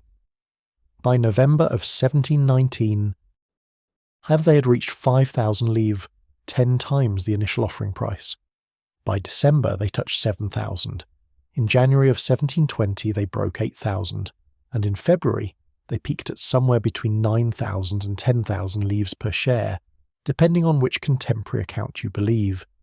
Some sources claim shares briefly traded above 10,000 livres, more than 20 times their initial price. Think about what this meant in human terms. Someone who had bought 10 shares at the initial price of 500 livres, an investment of 5,000 livres, a substantial sum but not impossibly large for a successful merchant or professional, now had shares worth somewhere around 90,000 to 100,000 livres. They had multiplied their money by a factor of 18 or 20 in less than 3 years. Much of that gain coming in the final 6 months. These people became known as millionaires, possessing more than 1,000,000 livres in wealth.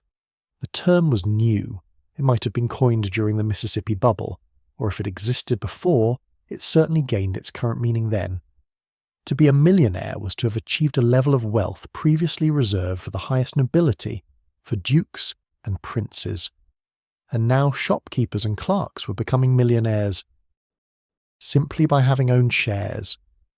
The newly wealthy flaunted their prosperity in ways that scandalized and fascinated Parisian society. Servants who had invested their savings in shares could afford to buy carriages, to dress like their former employers, to leave service entirely and live as gentlemen or ladies of leisure. Stories circulated, probably exaggerated but not entirely false, of coachmen buying their own coaches, of kitchen maids dripping with jewels, of a chimney sweep who invested a few coins and retired wealthy. The social disruption was real and unsettling to those who believed in fixed social hierarchies. France was a society of estates, of rigid class divisions, of the assumption that you would die in the same class you were born into. But the Mississippi bubble was creating a new class, a class defined not by birth or title, but by share ownership, by having been clever or lucky enough to invest early. The consumption boom was extraordinary. Paris's luxury industries, jewellers, furniture makers, dressmakers, coach builders, all experienced unprecedented demand. Waiting lists for custom carriages stretched for months. The finest tailors were overwhelmed with orders. Housing prices in fashionable neighbourhoods soared as the newly rich sought to live like the aristocrats they had suddenly become the financial equals of. But it wasn't just the very wealthy who participated. The middle ranges of society, small merchants, artisans, government clerks, minor officials, also bought shares, though perhaps only 1 or 2 each. They couldn't become millionaires, but they could make substantial gains, could improve their lives, could afford luxuries that had seemed impossible. A clerk who bought a single share at 1,000 livres and sold at 8,000 had made 7,000 livres profit, several years' salary from a single transaction. Even servants and workers, people of very modest means, found ways to participate. They might pool their resources with others, buying a fraction of a share collectively. Or they might borrow money using future wages as collateral. Desperate not to be left out of this unprecedented opportunity for advancement, the speculation crossed all social boundaries, infected all levels of society. Foreign investors poured money into Paris, buying shares, chasing the same gains that domestic investors were achieving. English, Dutch, German, Italian investors all participated. This foreign capital pushed prices higher still, adding fuel to the fire, creating even more momentum. Paris was becoming the financial centre of Europe, drawing wealth from across the continent to participate in Law's scheme. The Bank of the Regency, as the Banque Royale was sometimes called, facilitated all of this by printing more notes. The money supply was expanding rapidly to keep up with the demand for currency to buy shares. More notes chasing the same shares meant higher prices. Higher prices meant more excitement, more demand, more note creation. The bank and the company were locked together in a spiral of mutual inflation. Law himself remained confident through all of this, even as the prices reached levels that seemed to have no rational justification. He believed that the shares were worth these elevated prices because the company's monopolies were genuinely valuable, because Louisiana would eventually produce the wealth he had promised, because the system he had created would work over the long term. The current prices might be a bit ahead of present value, he acknowledged, but they were justified by future prospects. Some observers were sceptical, even in the midst of the mania. Richard Cantillon, the Irish banker who understood these mechanisms better than most, quietly began selling his shares, converting his paper wealth into gold and silver, even shipping precious metals out of France to accounts in other countries. He believed the bubble would burst and wanted to be safely out before it did. But Cantillon was rare. Most people, even sophisticated financiers who should have known better, were caught up in the enthusiasm. The evidence of success was everywhere visible. The shares were rising. People were getting rich. The system seemed to be working exactly as Law had promised. Why be sceptical when everything suggested that France had indeed discovered a new path to prosperity? There was also a sense that this time was different, that the old rules didn't apply, that Law's genius had transcended the limitations that had constrained previous schemes. France had the backing of a royal bank, had Law's brilliant management, had the resources of an entire continent in Louisiana. This wasn't like previous bubbles, tulip mania in Holland, earlier stock schemes in England. This was scientific, modern, sophisticated, backed by the most advanced economic thinking of the age. The optimism was genuine and widespread. People believed they were witnessing a transformation, a permanent shift in how economies worked. Paper money and joint stock companies and financial engineering had unlocked prosperity that had been trapped by the old system of metal currency and conservative thinking. Law was celebrated not just for making people rich, but for showing the way forward, for proving that human ingenuity could overcome traditional constraints. Walk the streets of Paris in your imagination in early 1720. The energy, the excitement, the sense that anything was possible. Elegant shops displaying luxury goods to customers who could suddenly afford them. Construction everywhere as the newly rich-built townhouses, carriages crowding the streets, many of them owned by people who had walked a year earlier. The cafes and salons buzzing with talk of share prices, of fortunes made, of the brilliant John Law and his transformative vision. Visit the Rue Quincampoix at the height of the frenzy, the crowd so dense you can barely move, the noise overwhelming, thousands of voices calling prices, negotiating, celebrating, the smell of too many bodies pressed together, of spilled wine, of food from vendors, the sight of faces flushed with excitement, with greed, with the intoxication of sudden wealth or the hope of it. Picture a merchant who bought shares early, who has watched his investment multiply beyond his wildest dreams. He can barely believe it. He checks the price daily, sometimes hourly, watching it climb. He tells himself he'll sell soon, take his profits, secure his family's future.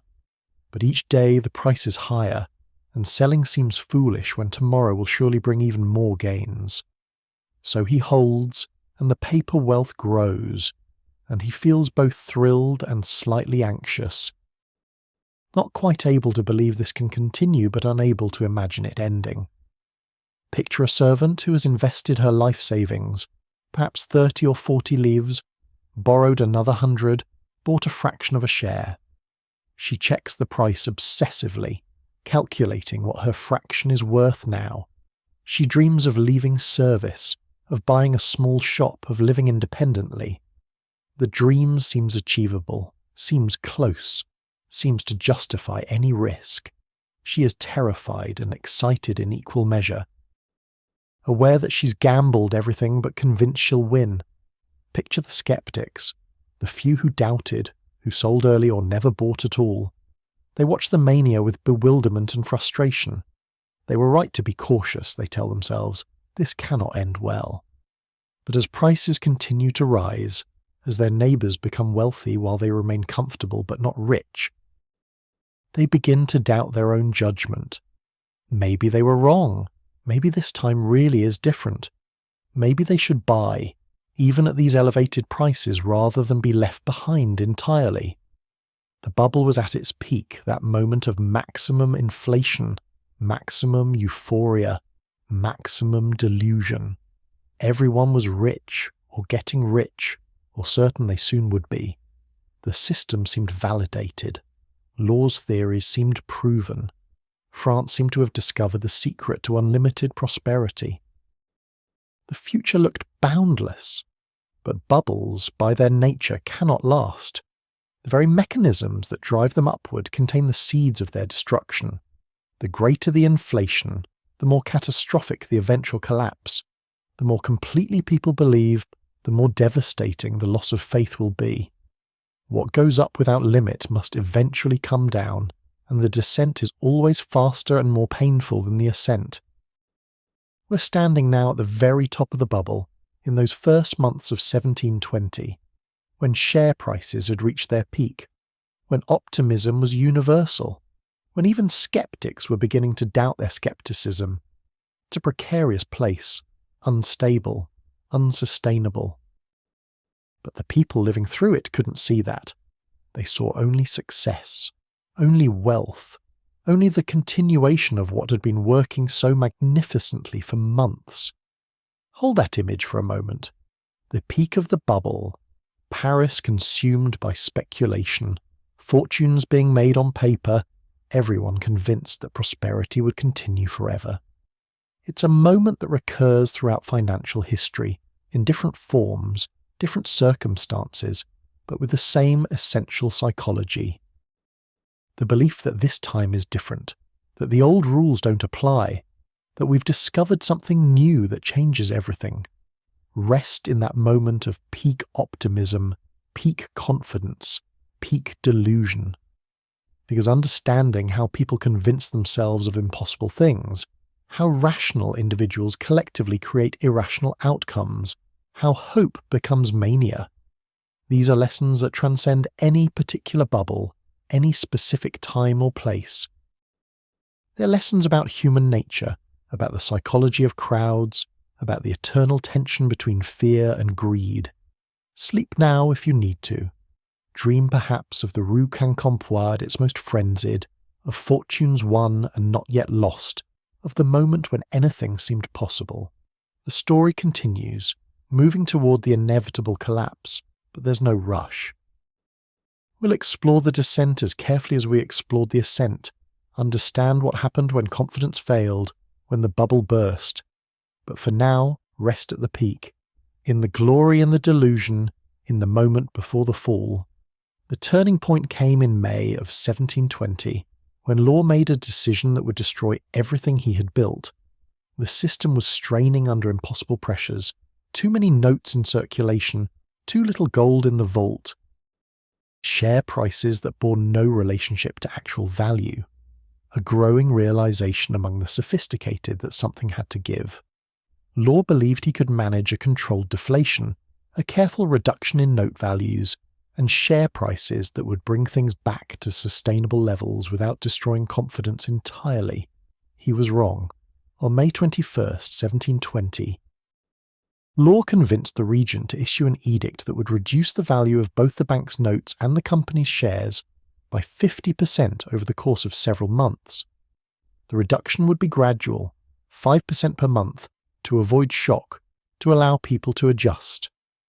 A note that said 1,000 livres on its face would be worth only 950 livres in a month, 900 livres the month after. And so on until it reached 500 livres. The same with shares. The logic was clear to Law. The inflation had gotten out of hand. There were too many notes chasing too few goods, causing price inflation in everything from bread to housing. Reducing the note supply would ease this pressure, would bring things back to rational levels. And the shares were absurdly overvalued. Everyone knew this, even if few admitted it. Bringing them down to reasonable levels would create stability, would allow the system to function sustainably. But announcing this deflation was catastrophic. Think about what it meant to someone holding notes or shares. The government was officially declaring that the money in your pocket, the shares you owned, would be worth less tomorrow than today, less next month than next week. Everything you owned in paper form was guaranteed to lose value. Steadily and predictably. What would any rational person do in that situation? Convert to something that would hold value, immediately, desperately, before everyone else had the same idea. The reaction was instantaneous and violent. Within hours of the edict being announced, crowds formed at the bank, thousands of people demanding to exchange their notes for gold and silver. The bank's reserves, already stretched thin, couldn't possibly meet this demand. The tellers tried to maintain order, tried to process redemptions one at a time, but the crowd was panicking, pushing, desperate. The Rue Quincampoix, which had been a scene of celebration just weeks earlier, transformed into chaos. People were trying to sell shares, any shares, at any price, just to get out. But who would buy? If the government had just announced shares would lose half their value, who would purchase them? The buyers disappeared. The sellers multiplied. Prices collapsed. A share that had been worth 9,000 or 10,000 livres in February was suddenly finding no buyers at 7,000, at 6,000, at 5,000. Sellers kept lowering their asking prices, kept trying to find someone willing to buy. The decline fed on itself. Each price drop created more panic, more selling, more drops. Within 3 days, the public outcry was so intense that the regent was forced to reverse the edict. On May 27th, just 6 days after it had been issued, the decree reducing note and share values was revoked. Everything would return to face value. The deflation was cancelled, but the damage was done. The reversal couldn't undo the loss of confidence. The government had shown it was willing to change the value of money by decree, to reduce what people owned with the stroke of a pen. If they could do it once, they could do it again. If they had tried to cut values in half, who was to say they wouldn't try again, perhaps more drastically? Trust, once broken, couldn't simply be restored by reversing course. The run on the bank continued. More and more people wanted their notes converted to gold or silver. The bank tried to meet the demand but simply couldn't. There wasn't enough precious metal. The fundamental problem of fractional reserve banking was revealed starkly. When everyone wants their gold at the same time, there isn't enough to go around. In late May, the bank was forced to suspend specie payments. You could no longer exchange notes for gold or silver on demand.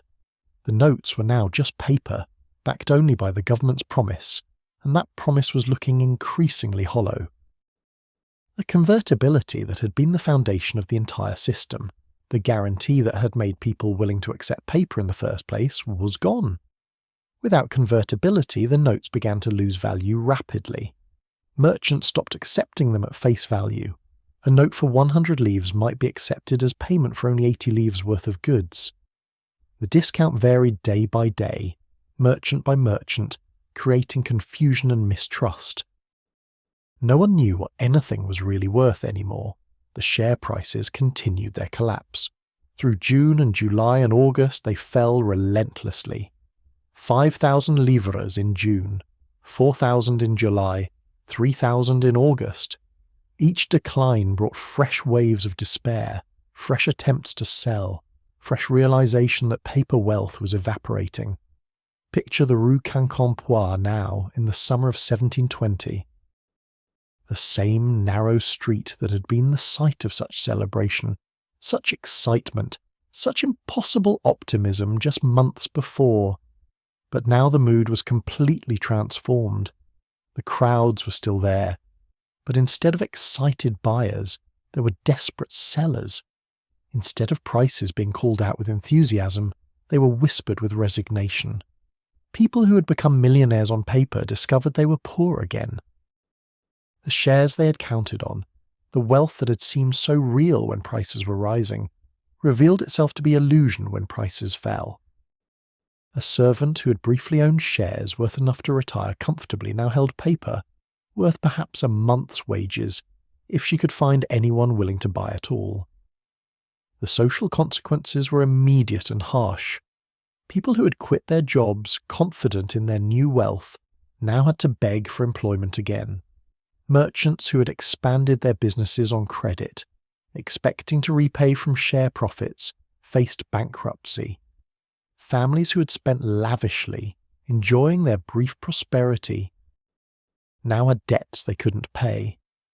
The psychological toll was worse than the financial one in some ways. People had believed, they had trusted, they had thought Law was a genius, that the regent knew what he was doing, that France had discovered a new path to prosperity. The realization that it had all been delusion, that they had been foolish, that their trust had been misplaced, this was crushing. Some people became violent in their anger and despair. Crowds gathered, not to trade shares but to protest, to demand answers, to seek someone to blame. The bank's offices were surrounded by angry mobs.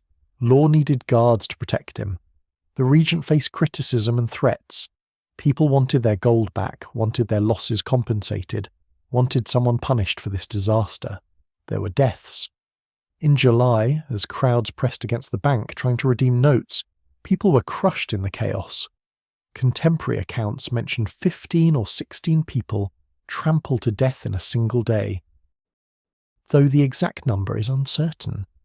What's certain is that people died trying to salvage something from the wreckage, trying to convert their paper to metal before it became completely worthless. The violence wasn't just at the bank. Across Paris, fights broke out over money, over debts, over recriminations. People who had borrowed to buy shares now couldn't repay. Creditors demanded payment. Debtors had nothing to give. The courts were overwhelmed with bankruptcy cases, with lawsuits, with disputes over contracts made in notes whose value had collapsed. Law's reputation transformed from hero to villain with shocking speed. Just months earlier, crowds had mobbed his carriage to praise him.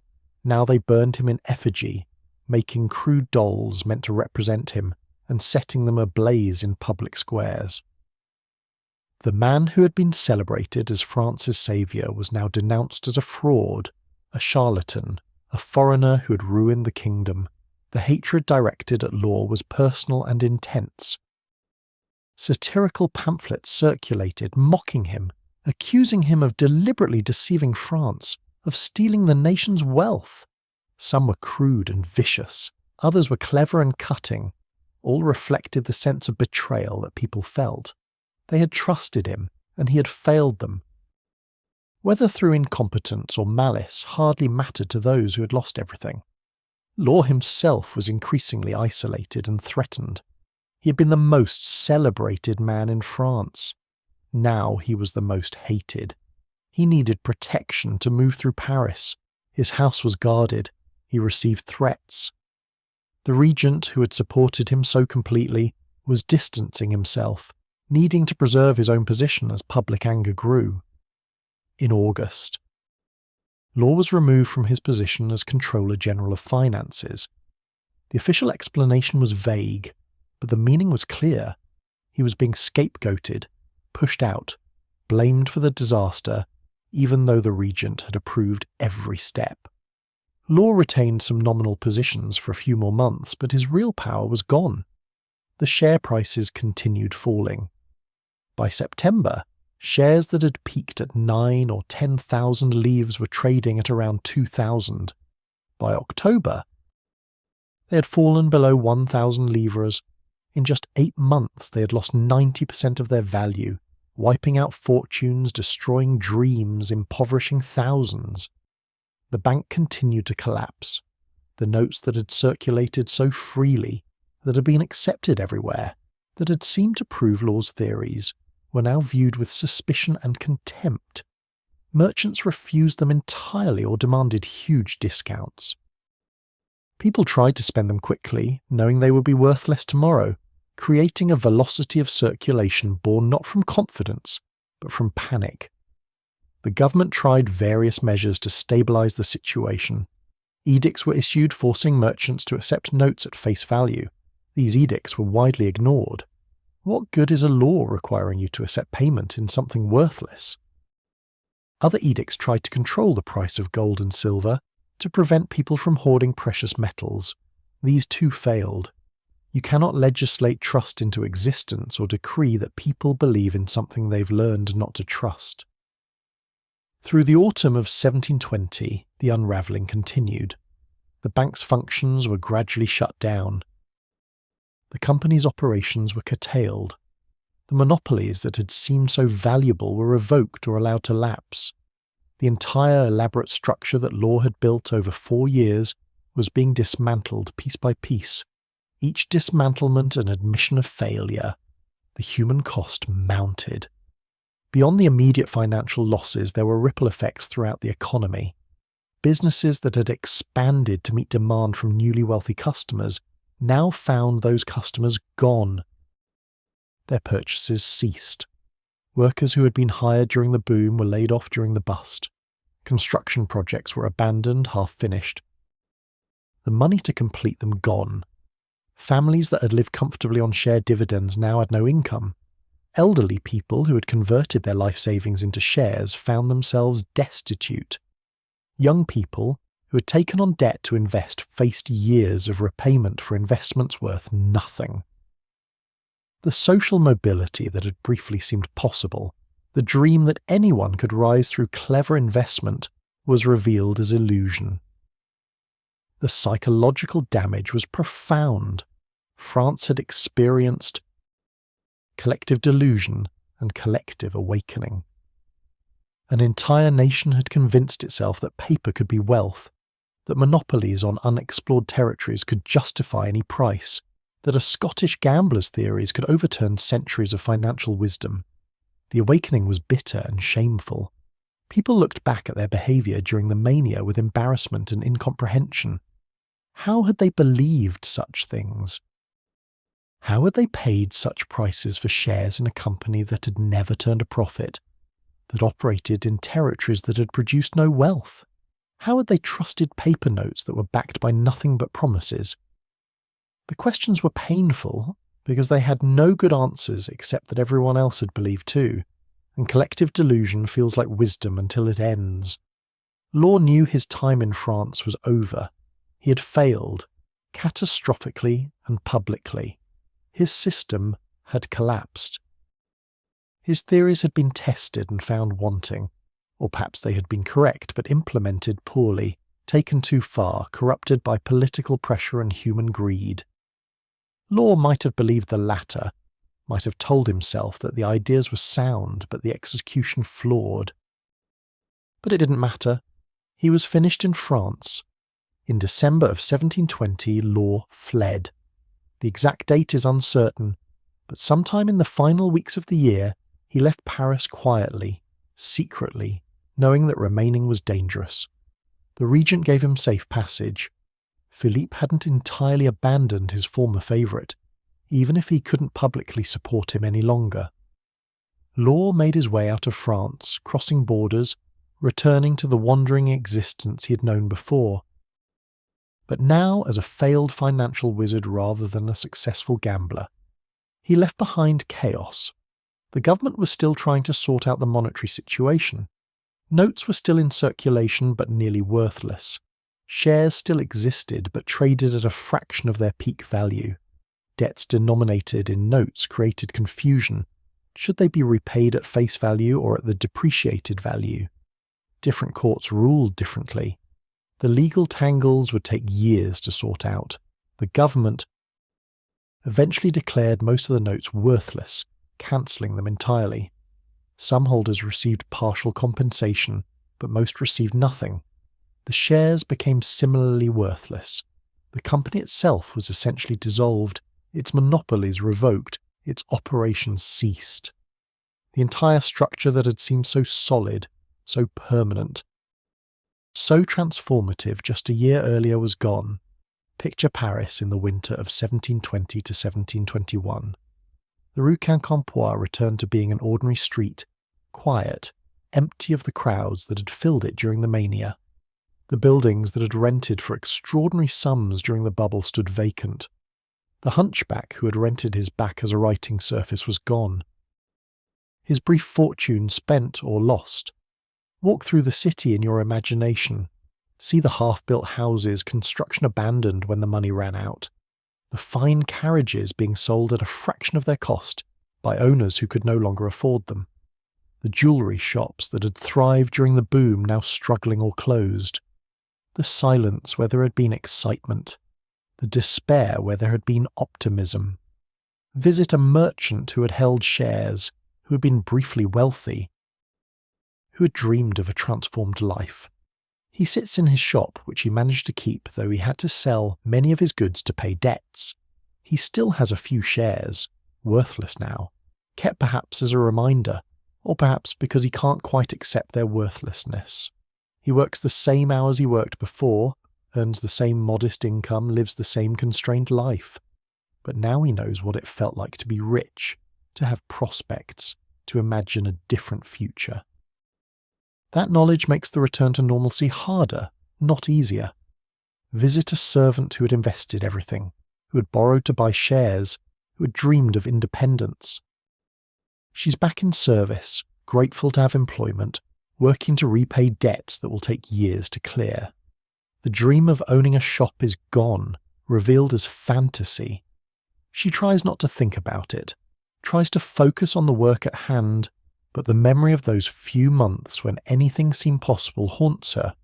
Visit the regent in his palace, managing the aftermath, dealing with angry creditors and ruined investors, and a political situation that had been badly damaged by the bubble's collapse. Philippe had genuinely believed law might succeed, had trusted the theories, had hoped France could escape its debt trap through financial innovation. Now he was managing the consequences of that hope, trying to stabilize a kingdom that had been shaken to its foundations. The Mississippi bubble was over. It had risen spectacularly and collapsed catastrophically. Fortunes had been made and lost, mostly lost. Trust had been destroyed. France's financial development had been set back generations. The trauma would shape French attitudes toward banking, paper money, and financial innovation for decades, perhaps centuries. Law's grand experiment had failed. Whether it had been doomed from the start or whether it might have succeeded with different implementation, more restraint, better management, these questions would be debated by economists and historians for centuries. But the immediate reality was clear. France had gambled on paper money and joint stock companies and financial engineering, and it had lost. The collapse wasn't instantaneous. It took months, from May through December, a slow-motion catastrophe that played out in stages. But the end result was complete. The bank was gone. The company was gone. The notes were worthless. The shares were worthless. Law was gone. All that remained was the memory of the mania and the harsh lesson that paper wealth can disappear as quickly as it appears. Rest with that image of aftermath, of the quiet after the crash, of people trying to understand what had happened and how they had been so thoroughly deceived or had deceived themselves. The story isn't quite over. We'll need to explore the long-term consequences, the lessons learned and forgotten, the legacy of the Mississippi bubble. But the immediate drama has ended. The bubble has burst. The reckoning has come. Sleep now if you need to. Dream perhaps of that transformation from celebration to desperation, from wealth to poverty, from hope to despair. The human capacity for self-deception is remarkable, as is the capacity to recover from disaster.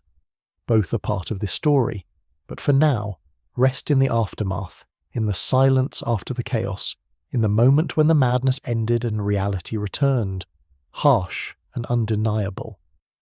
I notice we skipped Act 7. The outline shows Act 7 should be quote 6, 2,400 words, which comes before the collapse. Let me generate Act 7 first to maintain the proper narrative flow. Then we can proceed to the remaining acts. Here is Act 7. By late 1719, the bubble had reached heights that defied any rational explanation. Share prices had climbed beyond 10,000 livres, more than 20 times their initial offering. The Rue Quincampoix was packed daily with frenzied traders. John Law was celebrated as the saviour of France, the genius who had solved the unsolvable. But underneath the celebration, underneath the apparent success, the system was beginning to show signs of strain that a few observant people noticed, even if most chose to ignore them. The first cracks were subtle, barely visible beneath the surface of continued enthusiasm. Let's explore them carefully, because understanding how systems fail is as important as understanding how they succeed. The collapse didn't happen suddenly in a single moment. It happened gradually through a series of small failures that accumulated, through warning signs that were dismissed, through problems that seemed manageable individually but were catastrophic collectively. One of the earliest problems was the sheer quantity of paper money in circulation. Law's bank had issued notes far beyond what the reserves of gold and silver could support. This wasn't necessarily obvious to ordinary people. They didn't have access to the bank's books, couldn't audit the vault, didn't know the reserve ratio. But sophisticated observers could estimate the quantities and began to worry. Richard Cantillon, that Irish banker who understood these mechanisms so well, was among the first to recognise the danger. He watched the note issuance, watched the share prices, and realised that the numbers didn't add up. The bank was creating money faster than the economy could absorb it productively. The shares were priced based on expectations of future profits that Louisiana simply couldn't generate. The entire structure was unstable, built on foundations of hope and trust that could crumble if tested. Cantillon began quietly converting his paper wealth to gold and silver. He sold his shares near their peak, accepted payment in notes, then immediately took those notes to the bank and demanded metal. This was perfectly legal. The bank still officially offered convertibility on demand. But each redemption drained the vault a little more, reduced the reserve ratio a little further, made the system slightly more fragile. Other sophisticated investors followed similar strategies. They didn't announce their concerns publicly. That would have triggered panic and might have made their own exits more difficult. Instead, they quietly sold, quietly redeemed, quietly moved their wealth into forms they trusted more than Law's paper. Some shipped gold and silver out of France entirely, to accounts in Amsterdam or London, protecting their wealth from whatever might happen. Law noticed these redemptions and understood what they meant. When the smart money exits quietly, it signals danger. But he couldn't stop them without breaking his promise of convertibility. And breaking that promise would destroy confidence instantly.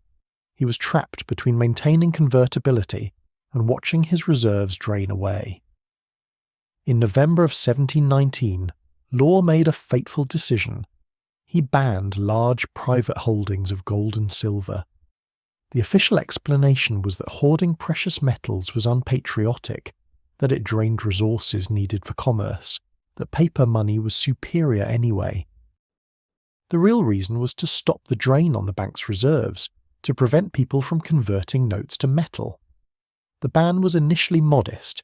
No one could hold more than 500 livres worth of gold and silver. This seemed reasonable to many people. After all, if paper money worked so well, why did anyone need large quantities of metal? The restriction was presented as modernization, as France moving beyond primitive reliance on gold and silver toward enlightened use of paper. But think about what this ban really meant. The government was telling you that you couldn't own something that had been considered wealth for thousands of years, that you had to trust paper instead, that metal, real, tangible, universally accepted metal, was now forbidden. For anyone paying attention, this was alarming. Why would the government forbid gold ownership if the paper money system was working properly? In February of 1720, the restrictions tightened. Now you couldn't own any gold or silver at all, couldn't possess jewellery beyond modest amounts, couldn't have gold or silver objects in your home. Inspectors were authorised to search homes, to confiscate precious metals, to punish hoarders. France was becoming a police state enforcing paper money use. These restrictions were violations of property rights, of basic liberties, of the understanding that what you owned was yours. They should have been recognised as signs of desperation, as evidence that the system was failing and law knew it. But many people rationalised them, convinced themselves the restrictions made sense, that they were necessary temporary measures, that law knew what he was doing. There was also growing inflation in the prices of goods and services. This was a natural consequence of too much money chasing too few goods. When you dramatically increase the money supply without a corresponding increase in the quantity of goods available, prices rise. Bread that had cost a few sous now cost more. Housing prices in Paris were soaring. Luxury goods were expensive even for the newly wealthy. This inflation should have been recognised as a warning sign. It meant the notes were losing purchasing power, that each note bought less than it had before, that the value of money was eroding. But in the midst of the bubble, many people didn't notice or didn't care. They were getting richer on paper faster than prices were rising, so they felt they were still coming out ahead. Law tried to control the inflation through price controls, edicts declaring maximum prices for bread, for meat, for other essentials. These controls were largely ineffective. Merchants either ignored them or they created shortages by refusing to sell at controlled prices, or they found ways around them through side payments and unofficial charges. You cannot control inflation through decree when the fundamental problem is too much money. Then there was Louisiana itself, the supposed source of all this wealth. By late 1719, enough reports had come back from actual colonists that the gap between promise and reality was becoming undeniable. Louisiana was not flowing with gold and silver. The climate was harsh, the mosquitoes terrible, the disease mortality high. The native peoples were not uniformly friendly and willing to trade on terms favourable to France. The land was not uniformly fertile. Establishing successful settlements was proving far more difficult than law's promotional materials had suggested. The mortality among colonists was particularly disturbing. France had sent thousands of people to Louisiana, some volunteers attracted by promises of wealth, many more forced, prisoners, vagrants, prostitutes, anyone society wanted to be rid of. The ships that carried them across the Atlantic were often disease-ridden. Those who survived the voyage arrived to find conditions far worse than promised. Many died within months of arrival from disease, from starvation, from hostile encounters, from the simple brutality of trying to survive in an environment for which they were unprepared. The survivors sent letters back describing the reality. These letters circulated quietly, whispered about, creating doubts. If Louisiana was so wealthy, why were the colonists dying? If gold was everywhere, why hadn't any reached France? If the soil was so fertile, why weren't crops being shipped back? The questions had no good answers, only excuses and promises that the situation would improve, that success was just around the corner, that initial difficulties were normal for any colonial venture. Law's response to these doubts was to double down on promotion, to issue more claims of imminent success, to insist that Louisiana would soon prove its worth. He couldn't admit the truth, that Louisiana was not and likely never would be the source of wealth he had promised, because admission would destroy the share prices, collapse the system, reveal that the entire structure was built on false premises. In late 1719 and early 1720, Prince de Conti, a member of the royal family and one of the early investors, decided he wanted to convert his substantial holdings to gold. He brought an enormous quantity of notes to the bank. Contemporary accounts suggest it was in the millions of livres, and demanded redemption. Law, seeing this would drain a catastrophic amount from the reserves, tried to refuse or delay. The prince insisted. He had a right to redemption. The bank had promised convertibility. Eventually Law had to comply, but it required 3 wagons to carry the gold and silver to the prince's residence. 3 wagons full of precious metal, leaving the bank's vault, at a time when the vault was already dangerously depleted. The spectacle was public, visible, impossible to hide. People saw the wagons, understood what they meant, began to wonder if they too should redeem their notes while they still could. Law, furious at the prince and alarmed by the precedent, allegedly used his influence to prevent the prince from entering the Palais Royal, the regent's residence. This petty revenge was satisfying, perhaps, but it also demonstrated Law's growing desperation and autocratic tendencies. He was no longer the charming financial innovator explaining his brilliant theories. He was becoming a cornered man, using power to prevent actions that threatened his system. In March of 1720, Law took an even more drastic step.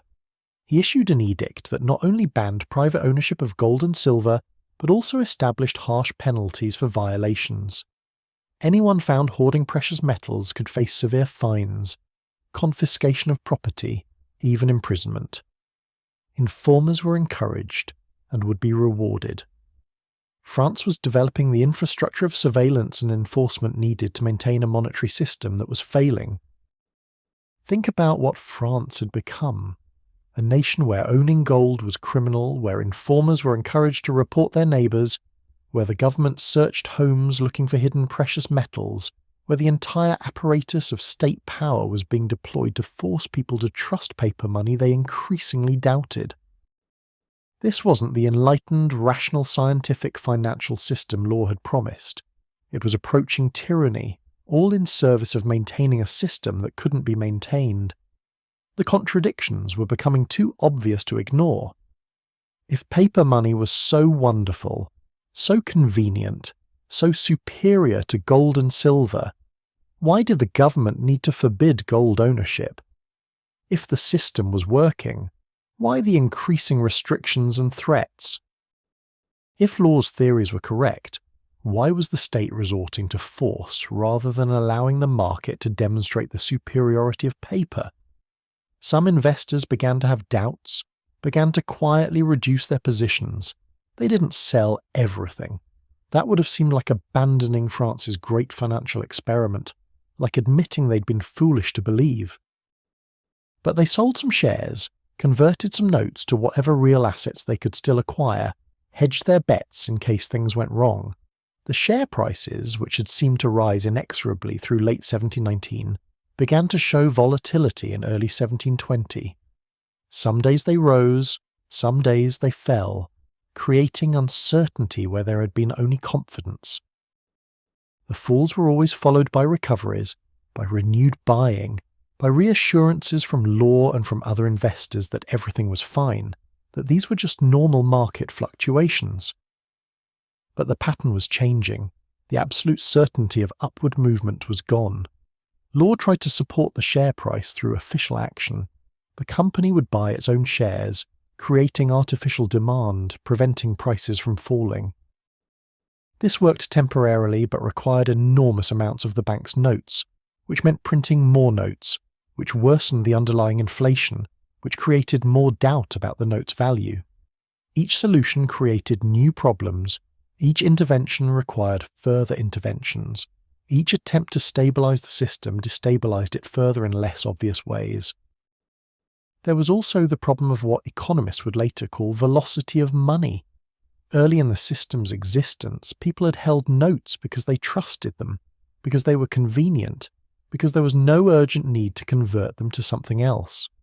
This trust meant the notes circulated at a moderate pace, changing hands at a reasonable rate.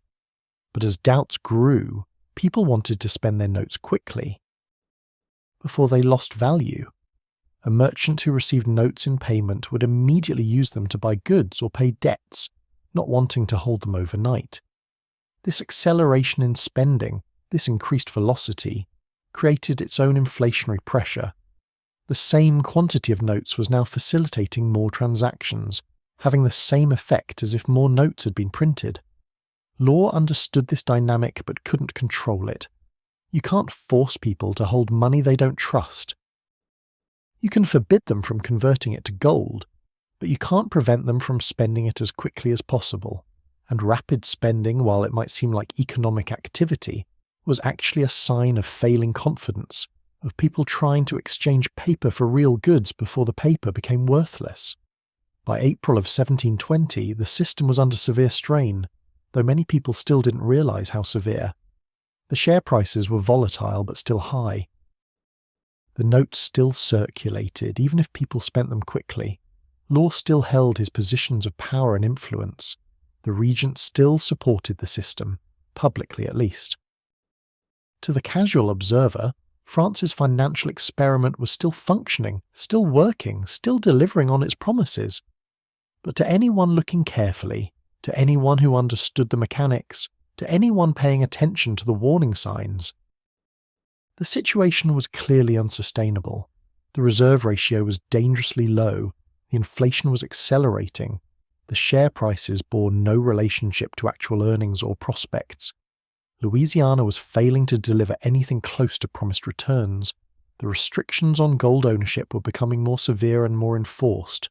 Law was increasingly desperate and autocratic. Something had to give.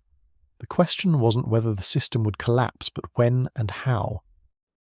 Would it be a gradual deflation, a managed descent from unsustainable heights to more reasonable levels, or would it be a catastrophic crash, a sudden loss of confidence that destroyed everything at once? Law hoped for the former and feared the latter. He would attempt to engineer a soft landing, a controlled deflation that would ease the pressure without destroying the system. But that attempt would trigger the very catastrophe he hoped to avoid. Picture Paris in April of 1720. On the surface, still prosperous, still confident, still enjoying the fruits of the bubble. The rue Quincampoix still crowded with traders, though the mood was less universally celebratory, more nervous, more prone to sudden panics and recoveries.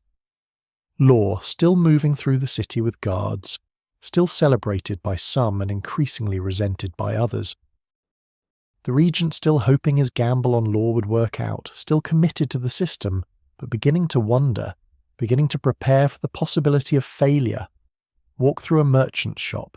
He's accepting notes still, but reluctantly, and he's raising prices to compensate for the note's declining purchasing power. He watches the share prices carefully, trying to decide whether to sell his holdings. He hears rumours, always rumours, about banks running out of gold, about the regent losing confidence in Law, about restrictions on redeeming notes that haven't been officially announced yet. He doesn't know what to believe, which rumours are true and which are false, whether to act on his fears or trust in the system. Visit a noble's townhouse newly purchased with share profits. The noble is entertaining guests, serving fine wine, discussing the latest developments. Some guests praise Law's genius, others express quiet doubts. The noble himself is uncertain, proud of his new wealth but worried it might disappear.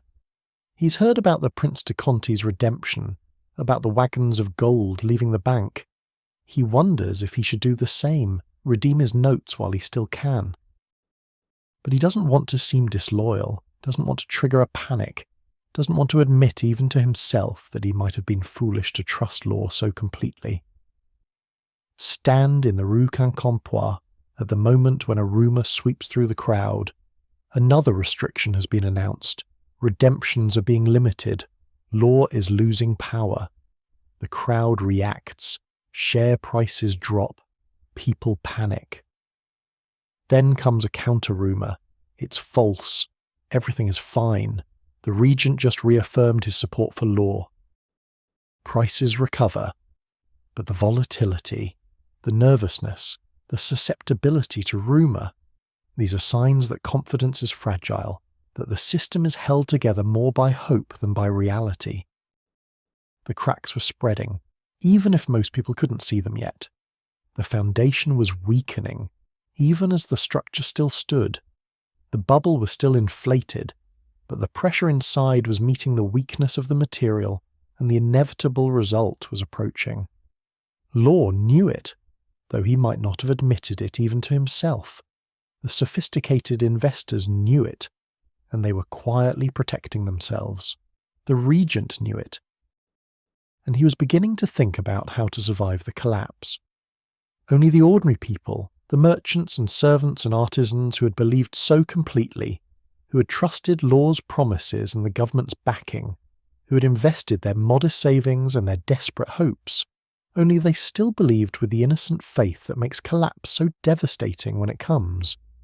They had no insider knowledge, no sophisticated understanding of reserve ratios and monetary velocity and the mechanics of bubbles.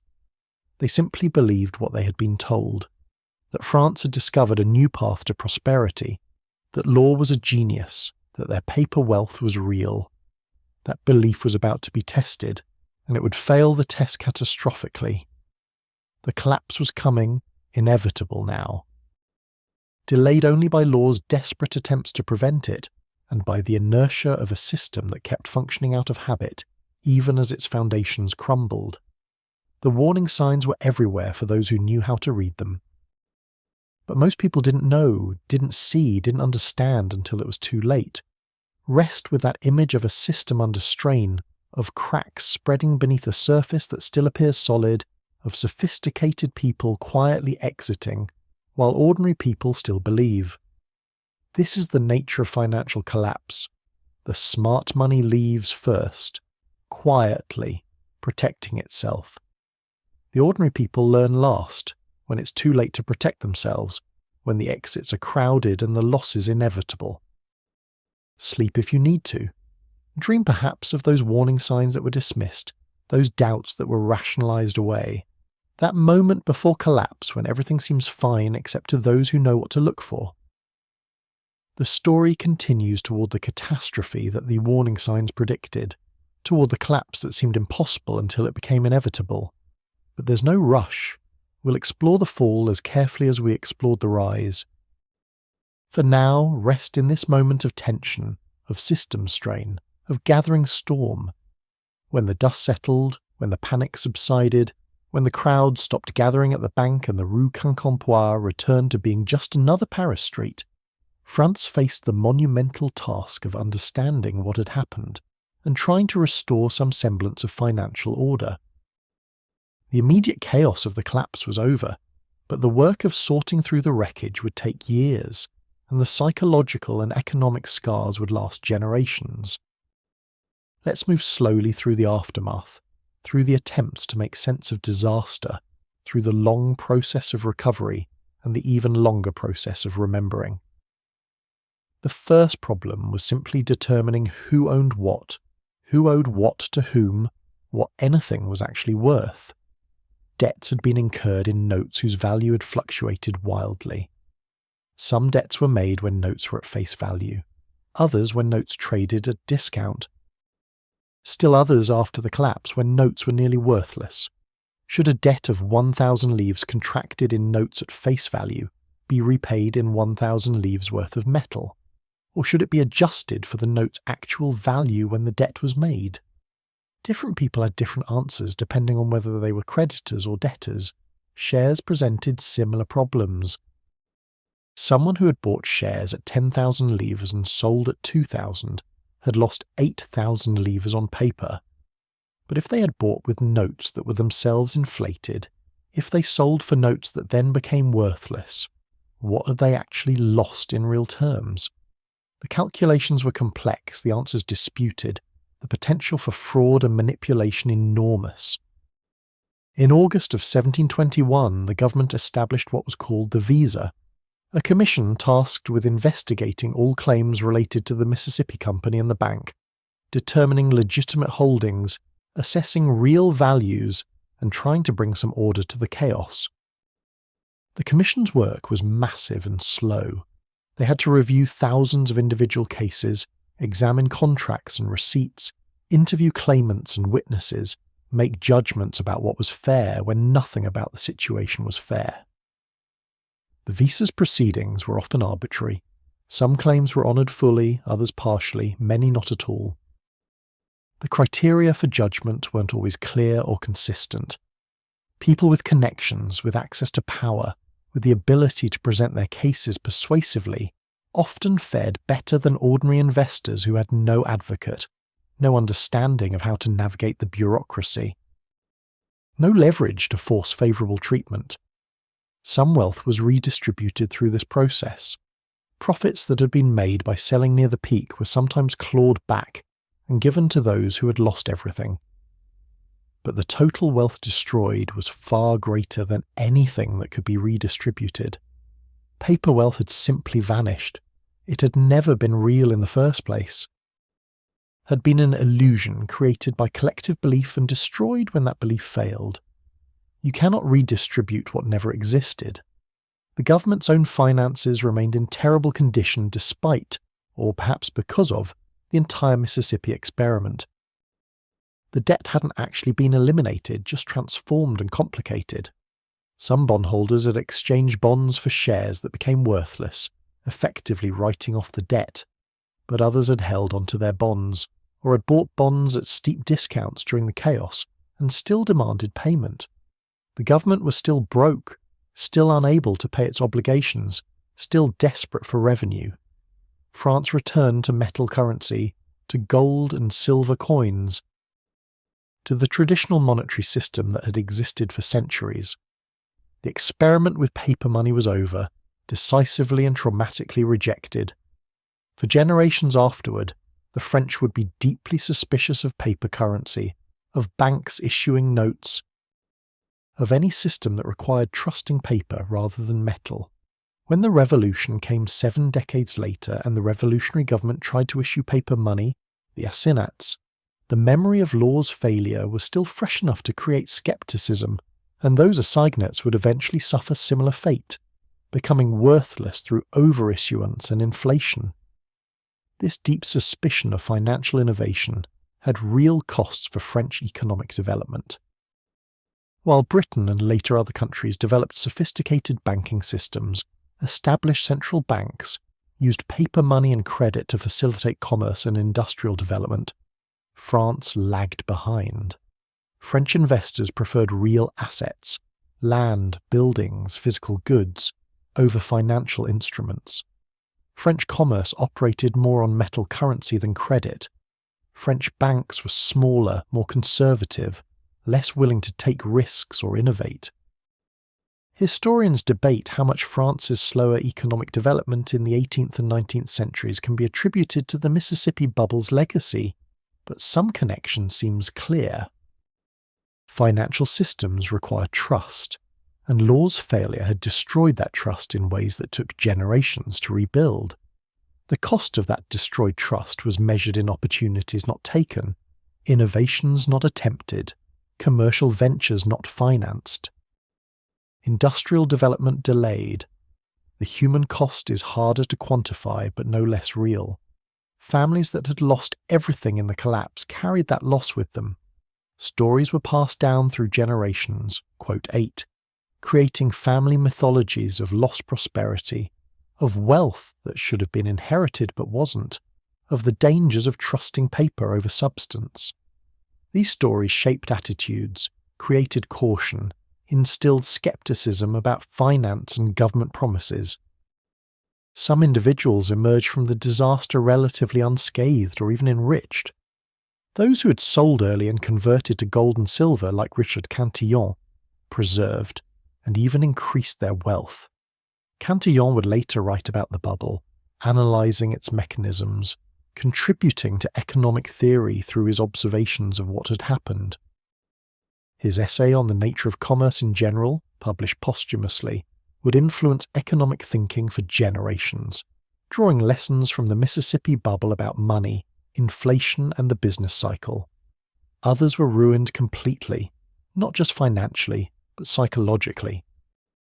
Men who had briefly been millionaires, who had tasted wealth and status beyond their birth, who had imagined transformed lives for themselves and their families, now returned to poverty or modest circumstances with the bitter knowledge of what might have been. Some never recovered from the psychological blow, lived out their lives diminished, broken by the experience. And what of John Law himself, the architect of this grand disaster? His final years make for a melancholy tale. He fled France in December of 1720, leaving behind the wreckage of his system, the anger of millions who blamed him, the ruins of his reputation. He wandered Europe once again, but now as a failure rather than a success, a cautionary tale rather than an innovator. He went first to Brussels, then to Venice, moving from city to city, never quite welcome, never quite able to settle, living on diminishing resources and the charity of former friends.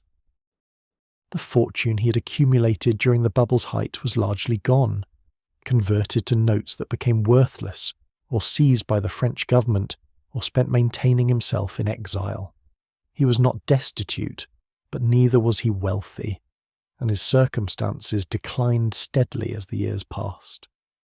Law spent his final years trying to defend his reputation, writing explanations of what had happened, arguing that his theories had been sound but the implementation flawed, that political interference and excessive ambition had corrupted a system that should have worked.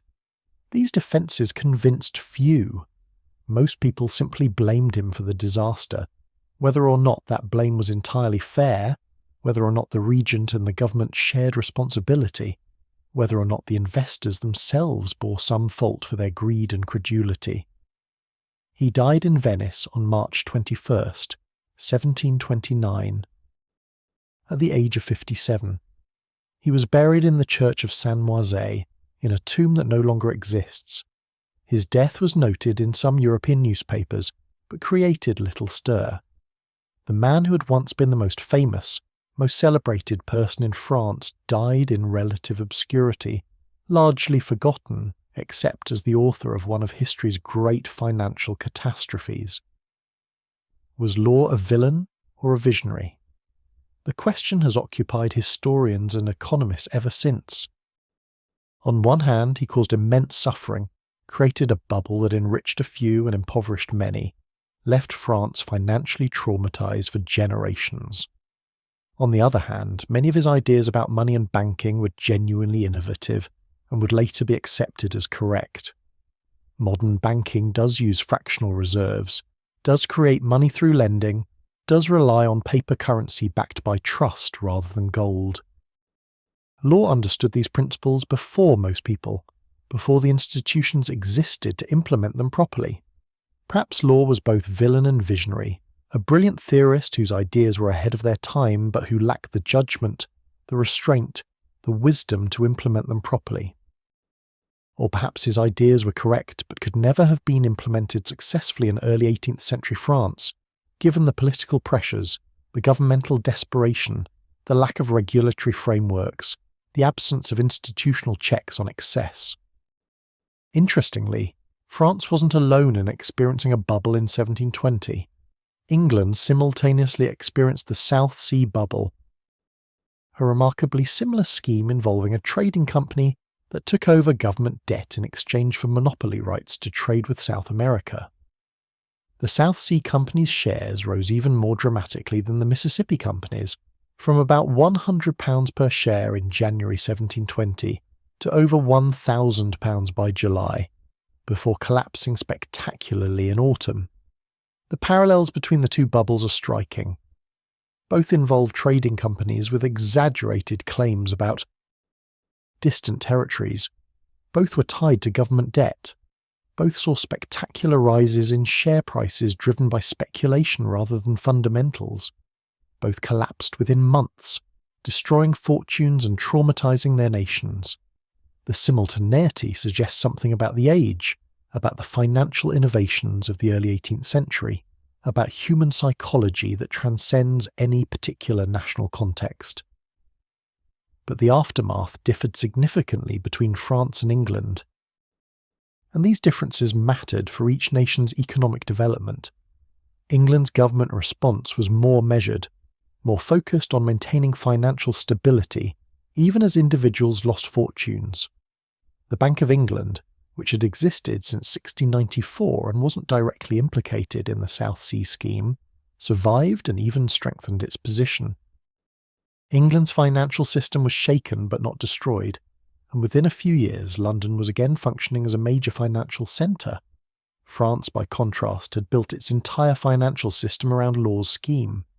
When it collapsed, there was no stable institution to fall back on, no Bank of France to maintain continuity, no separation between government and speculative finance. The collapse was more complete, the recovery slower, the long-term damage more severe. This difference helps explain why London became the financial capital of the 18th and 19th centuries while Paris lagged behind. The Mississippi bubble also had long-term political consequences that are harder to trace but nonetheless real. The financial trauma contributed to the breakdown of trust between the French people and their government, to the sense that the monarchy was incompetent or corrupt, to the alienation that would eventually feed into revolutionary sentiment. When common people lost their savings to a scheme endorsed and supported by the regent, when the government used its power to enforce a failing system rather than protect its citizens, when justice seemed to favour the connected over the ordinary, faith in the ancien regime eroded. This isn't to say the Mississippi bubble caused the French Revolution.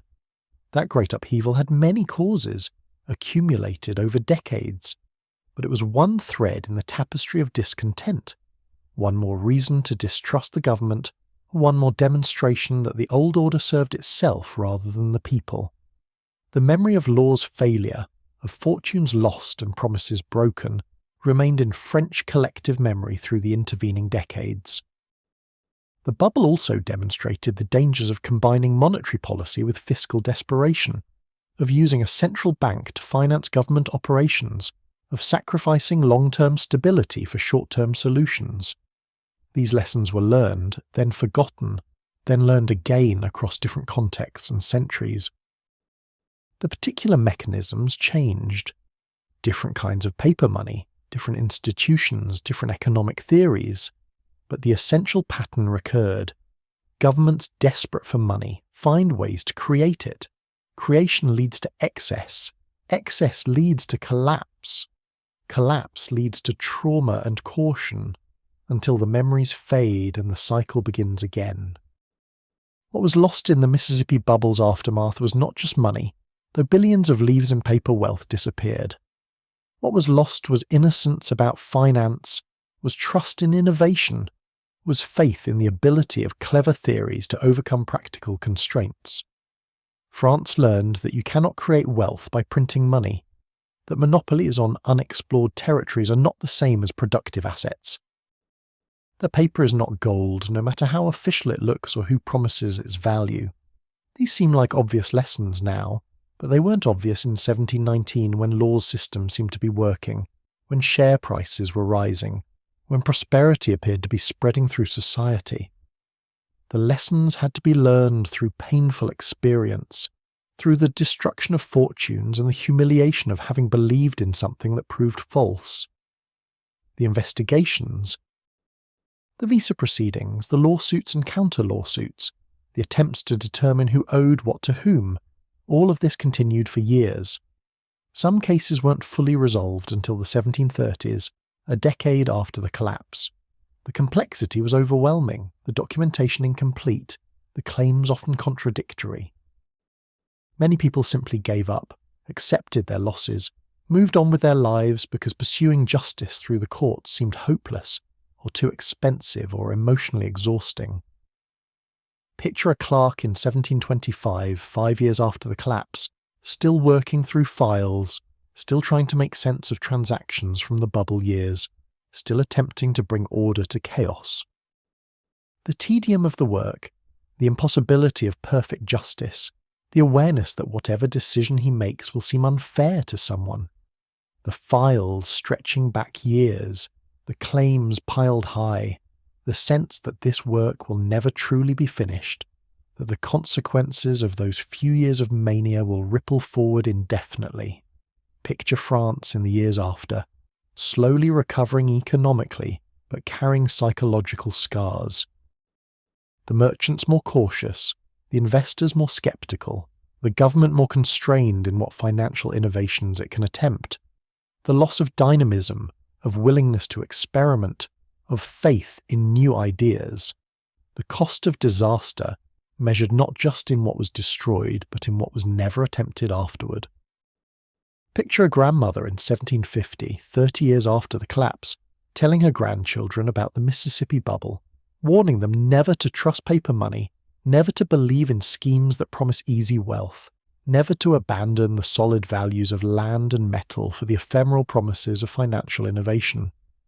The story becoming family law, becoming part of how the family understands itself and its relationship to money and risk and trust. The Mississippi bubble entered history as a cautionary tale, as an example of what not to do, as evidence of human folly and financial excess. Books were written analysing what happened, drawing lessons, warning future generations. Economists studied it, trying to understand the mechanics of bubbles, the psychology of speculation, the proper role of money and banking. The bubble became a reference point, a comparison case whenever new financial schemes emerged. But history's lessons are imperfect and often ignored. The pattern that emerged in France in 1719 and 1720 would repeat in different forms, in different contexts across the following centuries. The Dutch tulip mania had preceded Law's scheme by nearly a century. The South Sea bubble ran parallel to it. Countless other bubbles would follow: railway mania in the 1840s, various stock market bubbles in the 1920s and 1990s and 2000s, cryptocurrency speculation in the 2010s and beyond. Each generation seems to believe that their bubble is different, that they've learned from past mistakes, that new technologies or new theories or new institutions make the old warnings obsolete.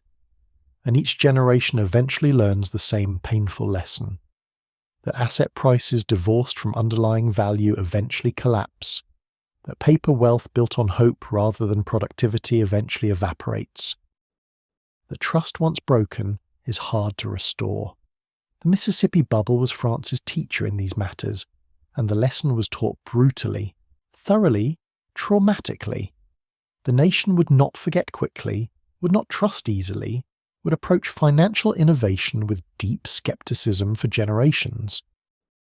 Whether this caution was wisdom or excessive timidity, whether it protected France from future disasters or prevented beneficial development, whether the lesson was learned correctly or overlearned, these questions remain debated.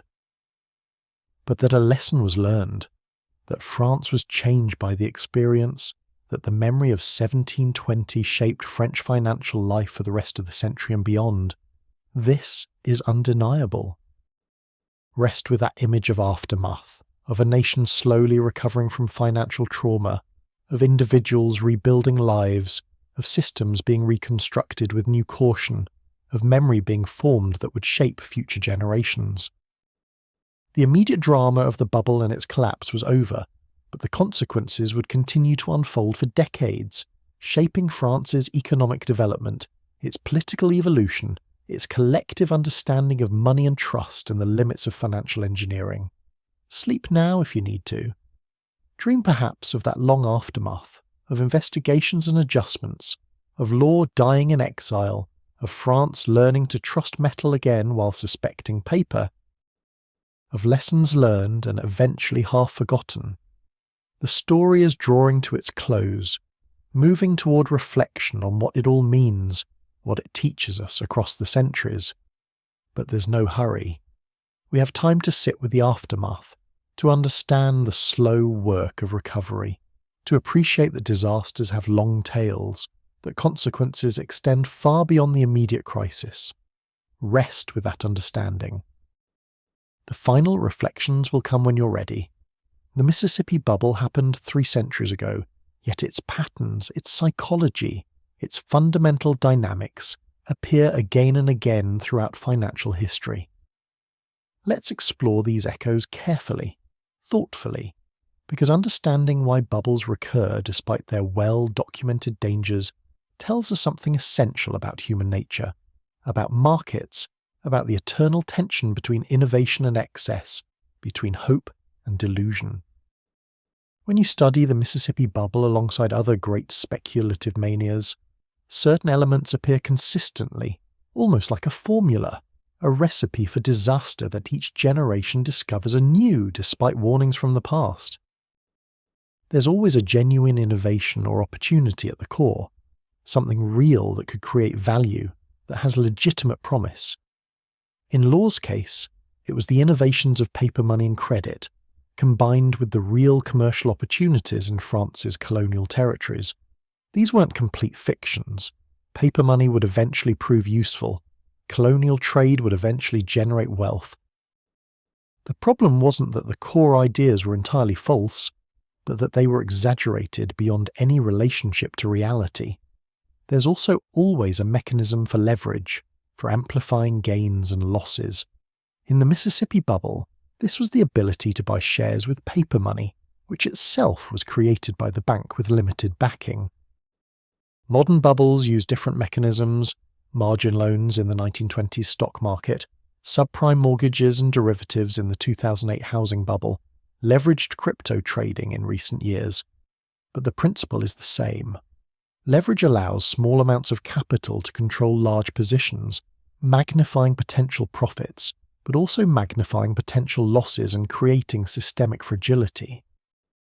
Every bubble features a period of rising prices that creates its own momentum, that makes skepticism seem foolish and participation seem rational. Those who express doubts early are dismissed as not understanding the new paradigm. Those who stand aside and refuse to participate watch others get rich and feel increasingly foolish for their caution. The pressure to join the mania, to stop fighting the trend, to accept that maybe this time really is different, becomes overwhelming. This pattern appeared in the Rue Quincampoix in 1719, on Wall Street in 1929, in the dot-com bubble of the late 1990s. There's also always a concentration of enthusiasm among certain groups or demographics. In Law's bubble, it was Parisians and those connected to court and commerce. In the dot-com bubble, it was younger investors and those in technology sectors. In the housing bubble of the mid-2000s, it was concentrated geographically in certain markets.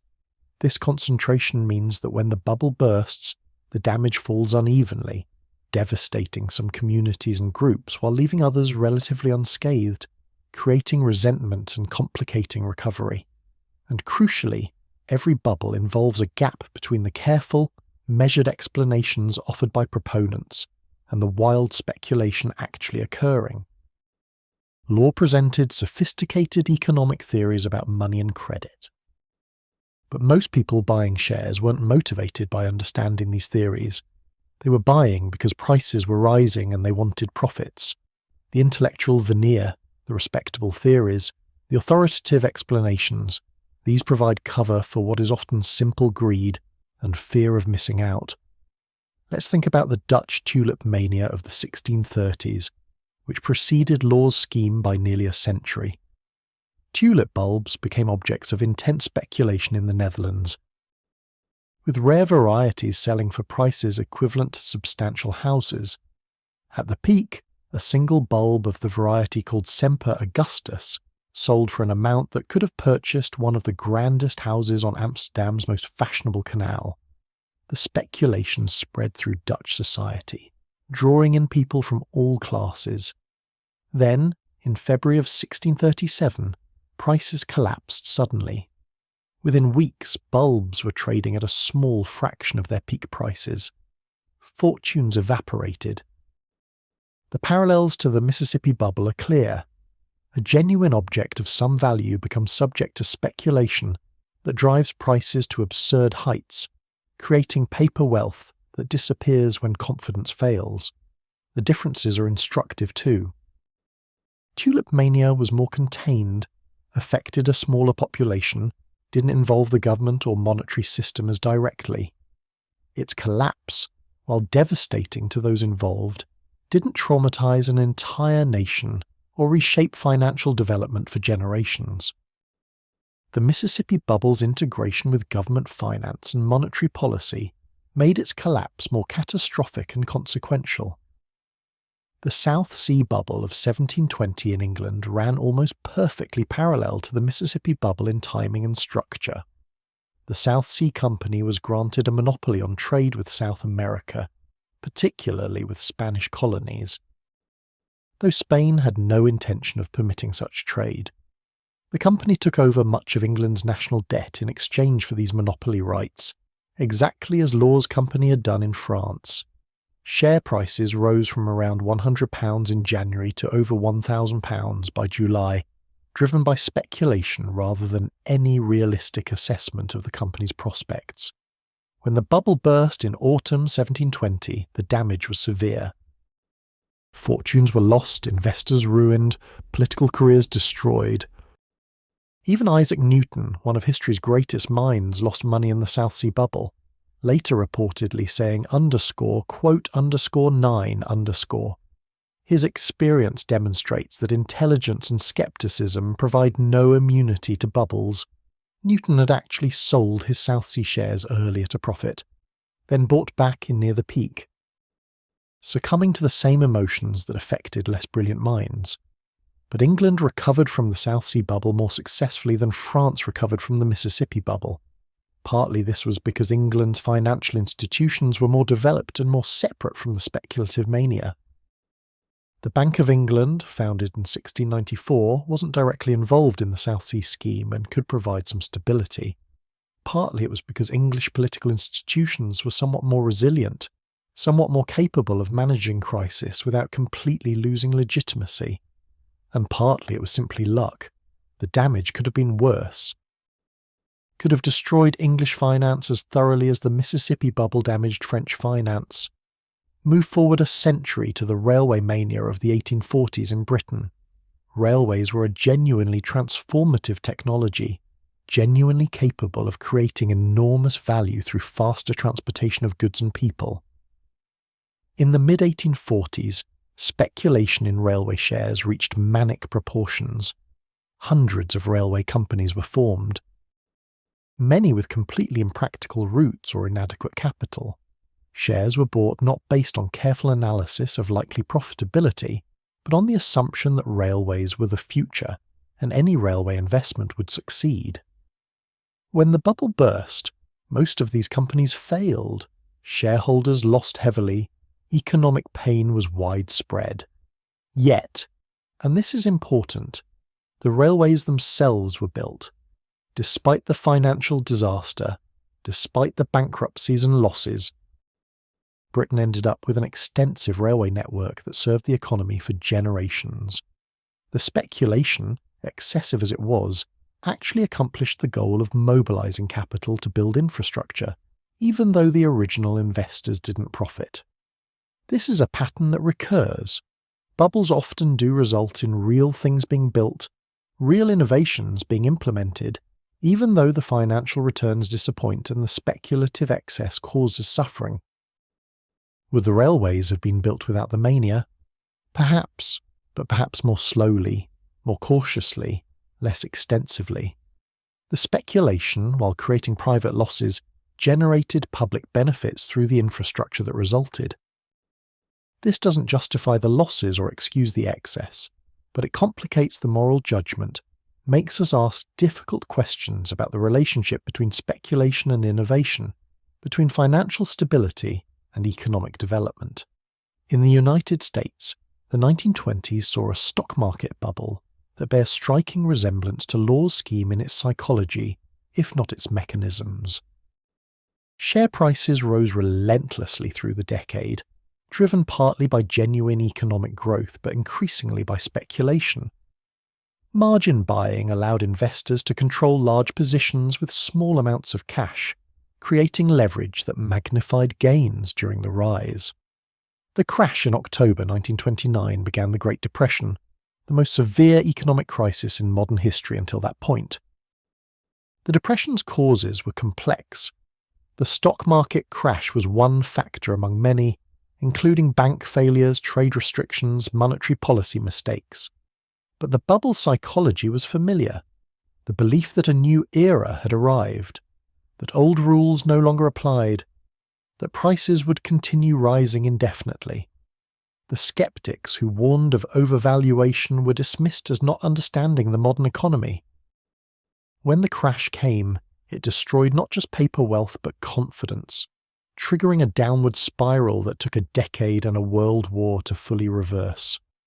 The late 1990s brought the dot-com bubble, centered on internet-related companies. The internet was and is genuinely transformative, genuinely capable of creating enormous value. But in the late 90s, stock prices for internet companies reached levels that bore no relationship to any reasonable projection of future profits. Companies with no revenue and no clear path to profitability were valued in the billions. Traditional metrics like price-to-earnings ratios were dismissed as outdated, inappropriate for the new economy. When the bubble burst in 2000 and 2001, trillions of dollars in market value vanished. Yet here too, despite the financial disaster, real things resulted. The infrastructure for the modern internet was built during the bubble. Companies that survived, Amazon, Google, others, went on to become genuinely valuable. The speculation, while excessive, did mobilize capital for technological development that has transformed how we live. But thousands of investors who bought near the peak lost most of their money, and the pattern was depressingly familiar. Initial promise, excessive enthusiasm, rising prices creating their own momentum, dismissal of skeptics, sudden collapse, recrimination and regret. The housing bubble of the mid-2000s and its collapse in 2008 created the most severe financial crisis since the Great Depression. Housing prices in many markets rose to levels far beyond what local incomes could support. Complex financial instruments, mortgage-backed securities, collateralized debt obligations, credit default swaps, created leverage and obscurity that amplified both the bubble and its collapse. When housing prices fell, the entire global financial system teetered on the edge of catastrophe. The parallels to the Mississippi bubble are eerie. Both involved assets, colonial monopolies then, houses now, priced beyond any realistic assessment of value. Both used financial innovation, paper money then, complex derivatives now, to create leverage that magnified the bubble. Both involved government encouragement, or at least acquiescence. Both resulted in ordinary people losing savings, in economic contraction, in political consequences that reshape society. And more recently, we've seen cryptocurrency speculation display all the classic bubble characteristics. Genuinely innovative blockchain technology became the foundation for wild speculation in digital tokens. Prices rose exponentially, creating paper billionaires, attracting ordinary investors hoping to get rich. Skeptics were dismissed as not understanding the technology. Enthusiasts proclaimed that traditional finance was obsolete, that cryptocurrency represented a fundamental shift. When prices collapsed, as they periodically do, billions in value evaporated, lives were disrupted, dreams were shattered. Why do bubbles keep happening despite 3 centuries of evidence about how they end? Why does each generation convince itself that this time is different? Let's think about this carefully, because the answer tells us something important about human psychology and the nature of markets. First, bubbles feel different from the inside than they look from the outside. When you're living through rising prices, when your investments are growing, when friends and neighbours are profiting, when respectable authorities are endorsing the trend, skepticism seems foolish. The evidence of success is everywhere visible. The warnings about bubbles seem like abstract history, not relevant to current circumstances which really are different in various ways from past bubbles.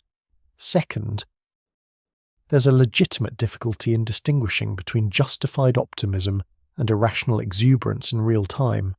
Some innovations really are transformative and justify significant revaluation of assets. Railways did transform transportation. The internet did transform commerce and communication. Cryptocurrencies might transform finance. How do you know when enthusiasm is warranted and when it's excessive? The answer is often clear only in retrospect. Third, bubbles create powerful incentives for participation, even among those who recognize the excess. If you believe a bubble will continue for a while before bursting, you can profit by riding it up and exiting before the peak. This is what sophisticated investors try to do, and some succeed. But the problem is that everyone thinks they'll exit in time, that they'll be smarter than the crowd, that they'll recognize the peak. In reality, the peak is only obvious afterward, and most people who think they're being clever are actually just participating in the madness. Fourth, there are institutional and career pressures that push people into bubbles. A fund manager who refuses to invest in rising assets will underperform peers who do participate. They may lose their job not for losing money, but for missing gains. A banker who refuses to make loans that competitors are making will lose business. Even when individuals recognize excess, the pressure to conform, to go along, to not miss out, is intense. Fifth, each bubble does have genuine differences from previous ones, and these differences allow each generation to convince itself that the old warnings don't apply. The Mississippi bubble involved monopolies and paper money. The railway bubble involved transformative technology. The housing bubble involved real assets that people need and derivatives that seem to spread risk. Each has unique features that allow participants to believe this time is different, even though the fundamental psychology is the same. What about Law's intellectual legacy? Was he ahead of his time or simply wrong? This question has occupied economists for 3 centuries, and the answer is complex. Many of Law's insights about money and banking were correct and are now accepted as standard economic understanding. Money does not need to be fully backed by gold and silver. Credit creation through fractional reserve banking can stimulate economic activity. Paper money is more efficient than metal currency for many purposes. Modern economies operate on principles that Law understood before they were widely accepted. But Law also underestimated the importance of restraint, of maintaining confidence, of avoiding excess. He thought he could manage a system that proved unmanageable, given the political pressures and human psychology involved. He believed in his theories so completely that he didn't adequately consider the risks of implementation. His intellectual insights were real, but his practical judgment was catastrophically flawed. Could the Mississippi scheme have succeeded with different management, more restraint, better institutional frameworks? Perhaps. If the share issuance had been more modest, if the claims about Louisiana had been more realistic, if the bank had maintained higher reserves, if the debt conversion had been more gradual, if political pressures hadn't forced excessive expansion, perhaps then the system could have worked, could have achieved its goals without the catastrophic collapse. But that's a lot of quote 11, and each required restraint that the incentives of the system discouraged. The pattern suggests that financial innovation always carries risks that take time to understand and manage.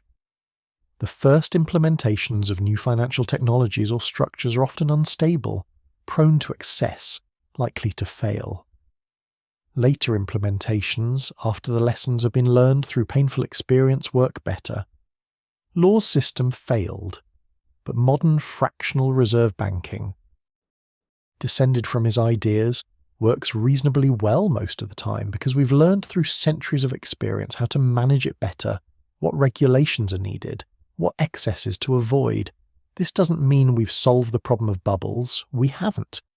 They keep occurring because the fundamental dynamics, human psychology, the difficulty of distinguishing justified optimism from excess, the pressures to participate, the genuine differences of each case, remain unchanged.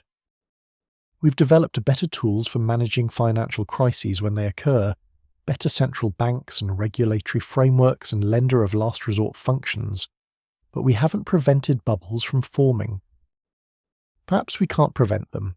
Perhaps bubbles are an inevitable feature of capitalism, of free markets where prices are determined by collective belief rather than central authority. Perhaps the question isn't how to prevent bubbles, but how to manage them, how to minimize damage when they burst, how to maintain social and political stability through the disruption. The Mississippi bubble teaches us about the limits of financial engineering, about the importance of matching innovations to institutional capacity, about the dangers of mixing monetary policy with fiscal desperation. It teaches us that trust is fragile and precious, that once destroyed it takes generations to rebuild. It teaches us that collective delusion is possible, that intelligent people can convince themselves of impossible things, that the wisdom of crowds is sometimes just the madness of crowds in disguise. It also teaches us about resilience. France survived the Mississippi bubble, recovered, eventually prospered. The trauma was real and lasting, but it wasn't fatal. Societies can survive financial catastrophes, can rebuild, can learn. The learning is imperfect and often forgotten, but the capacity to recover exists. As you drift towards sleep, think about these patterns that echo across centuries. The same essential story told in different contexts with different technologies, but the same fundamental psychology. The hope that turns to greed, the skepticism that turns to enthusiasm, the rise that seems unstoppable until it stops, the collapse that seems impossible until it happens, the personal stories of loss and occasionally of gain, of dreams and delusions, of trust given and betrayed. Think about Law himself, brilliant and flawed, ahead of his time in some ways and disastrously wrong in others, ending his days in exile as a cautionary tale. Think about the ordinary people who believed in him, who invested their modest savings or borrowed to buy shares, who briefly thought they'd escaped the constraints of their station, who learned harsh lessons about the difference between paper wealth and real security. The Mississippi bubble is distant history, 3 centuries removed from our present, yet its patterns remain relevant, its lessons still applicable, its story still instructive. We haven't transcended the dynamics that created it. We've simply found new contexts in which the same dynamics play out. Understanding this doesn't make us immune. Knowledge of bubbles doesn't prevent participation, as Isaac Newton's experience demonstrated.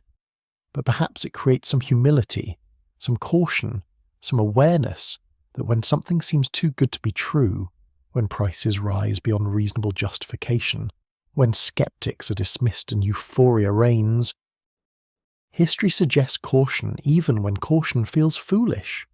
Rest with these reflections. Let the pattern settle in your mind, the eternal recurrence of speculation and collapse, innovation and excess, hope and disappointment.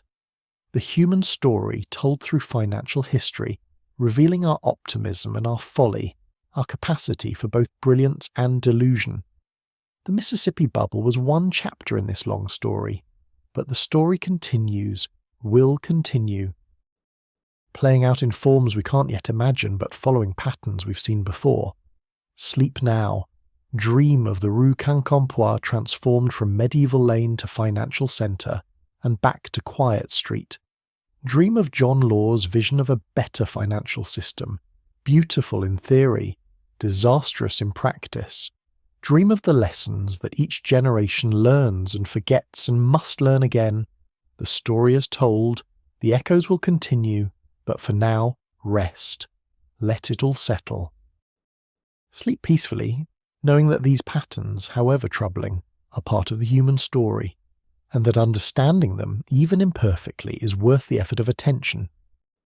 And so we've travelled together through the Mississippi bubble, from the desperate kingdom that needed salvation through the brilliant gambler who promised it, through the fever of speculation and the agony of collapse, through aftermath and echoes.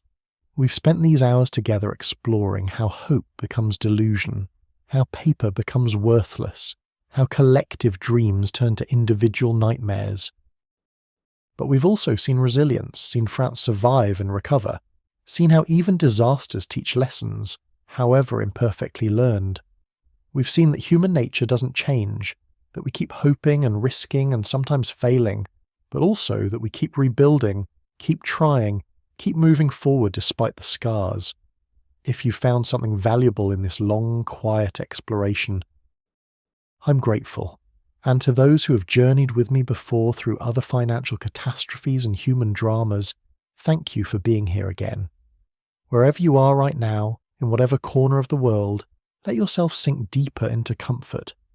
Let the weight of John Law's story, of France's trauma, of 3 centuries of echoes, let it all drift away now.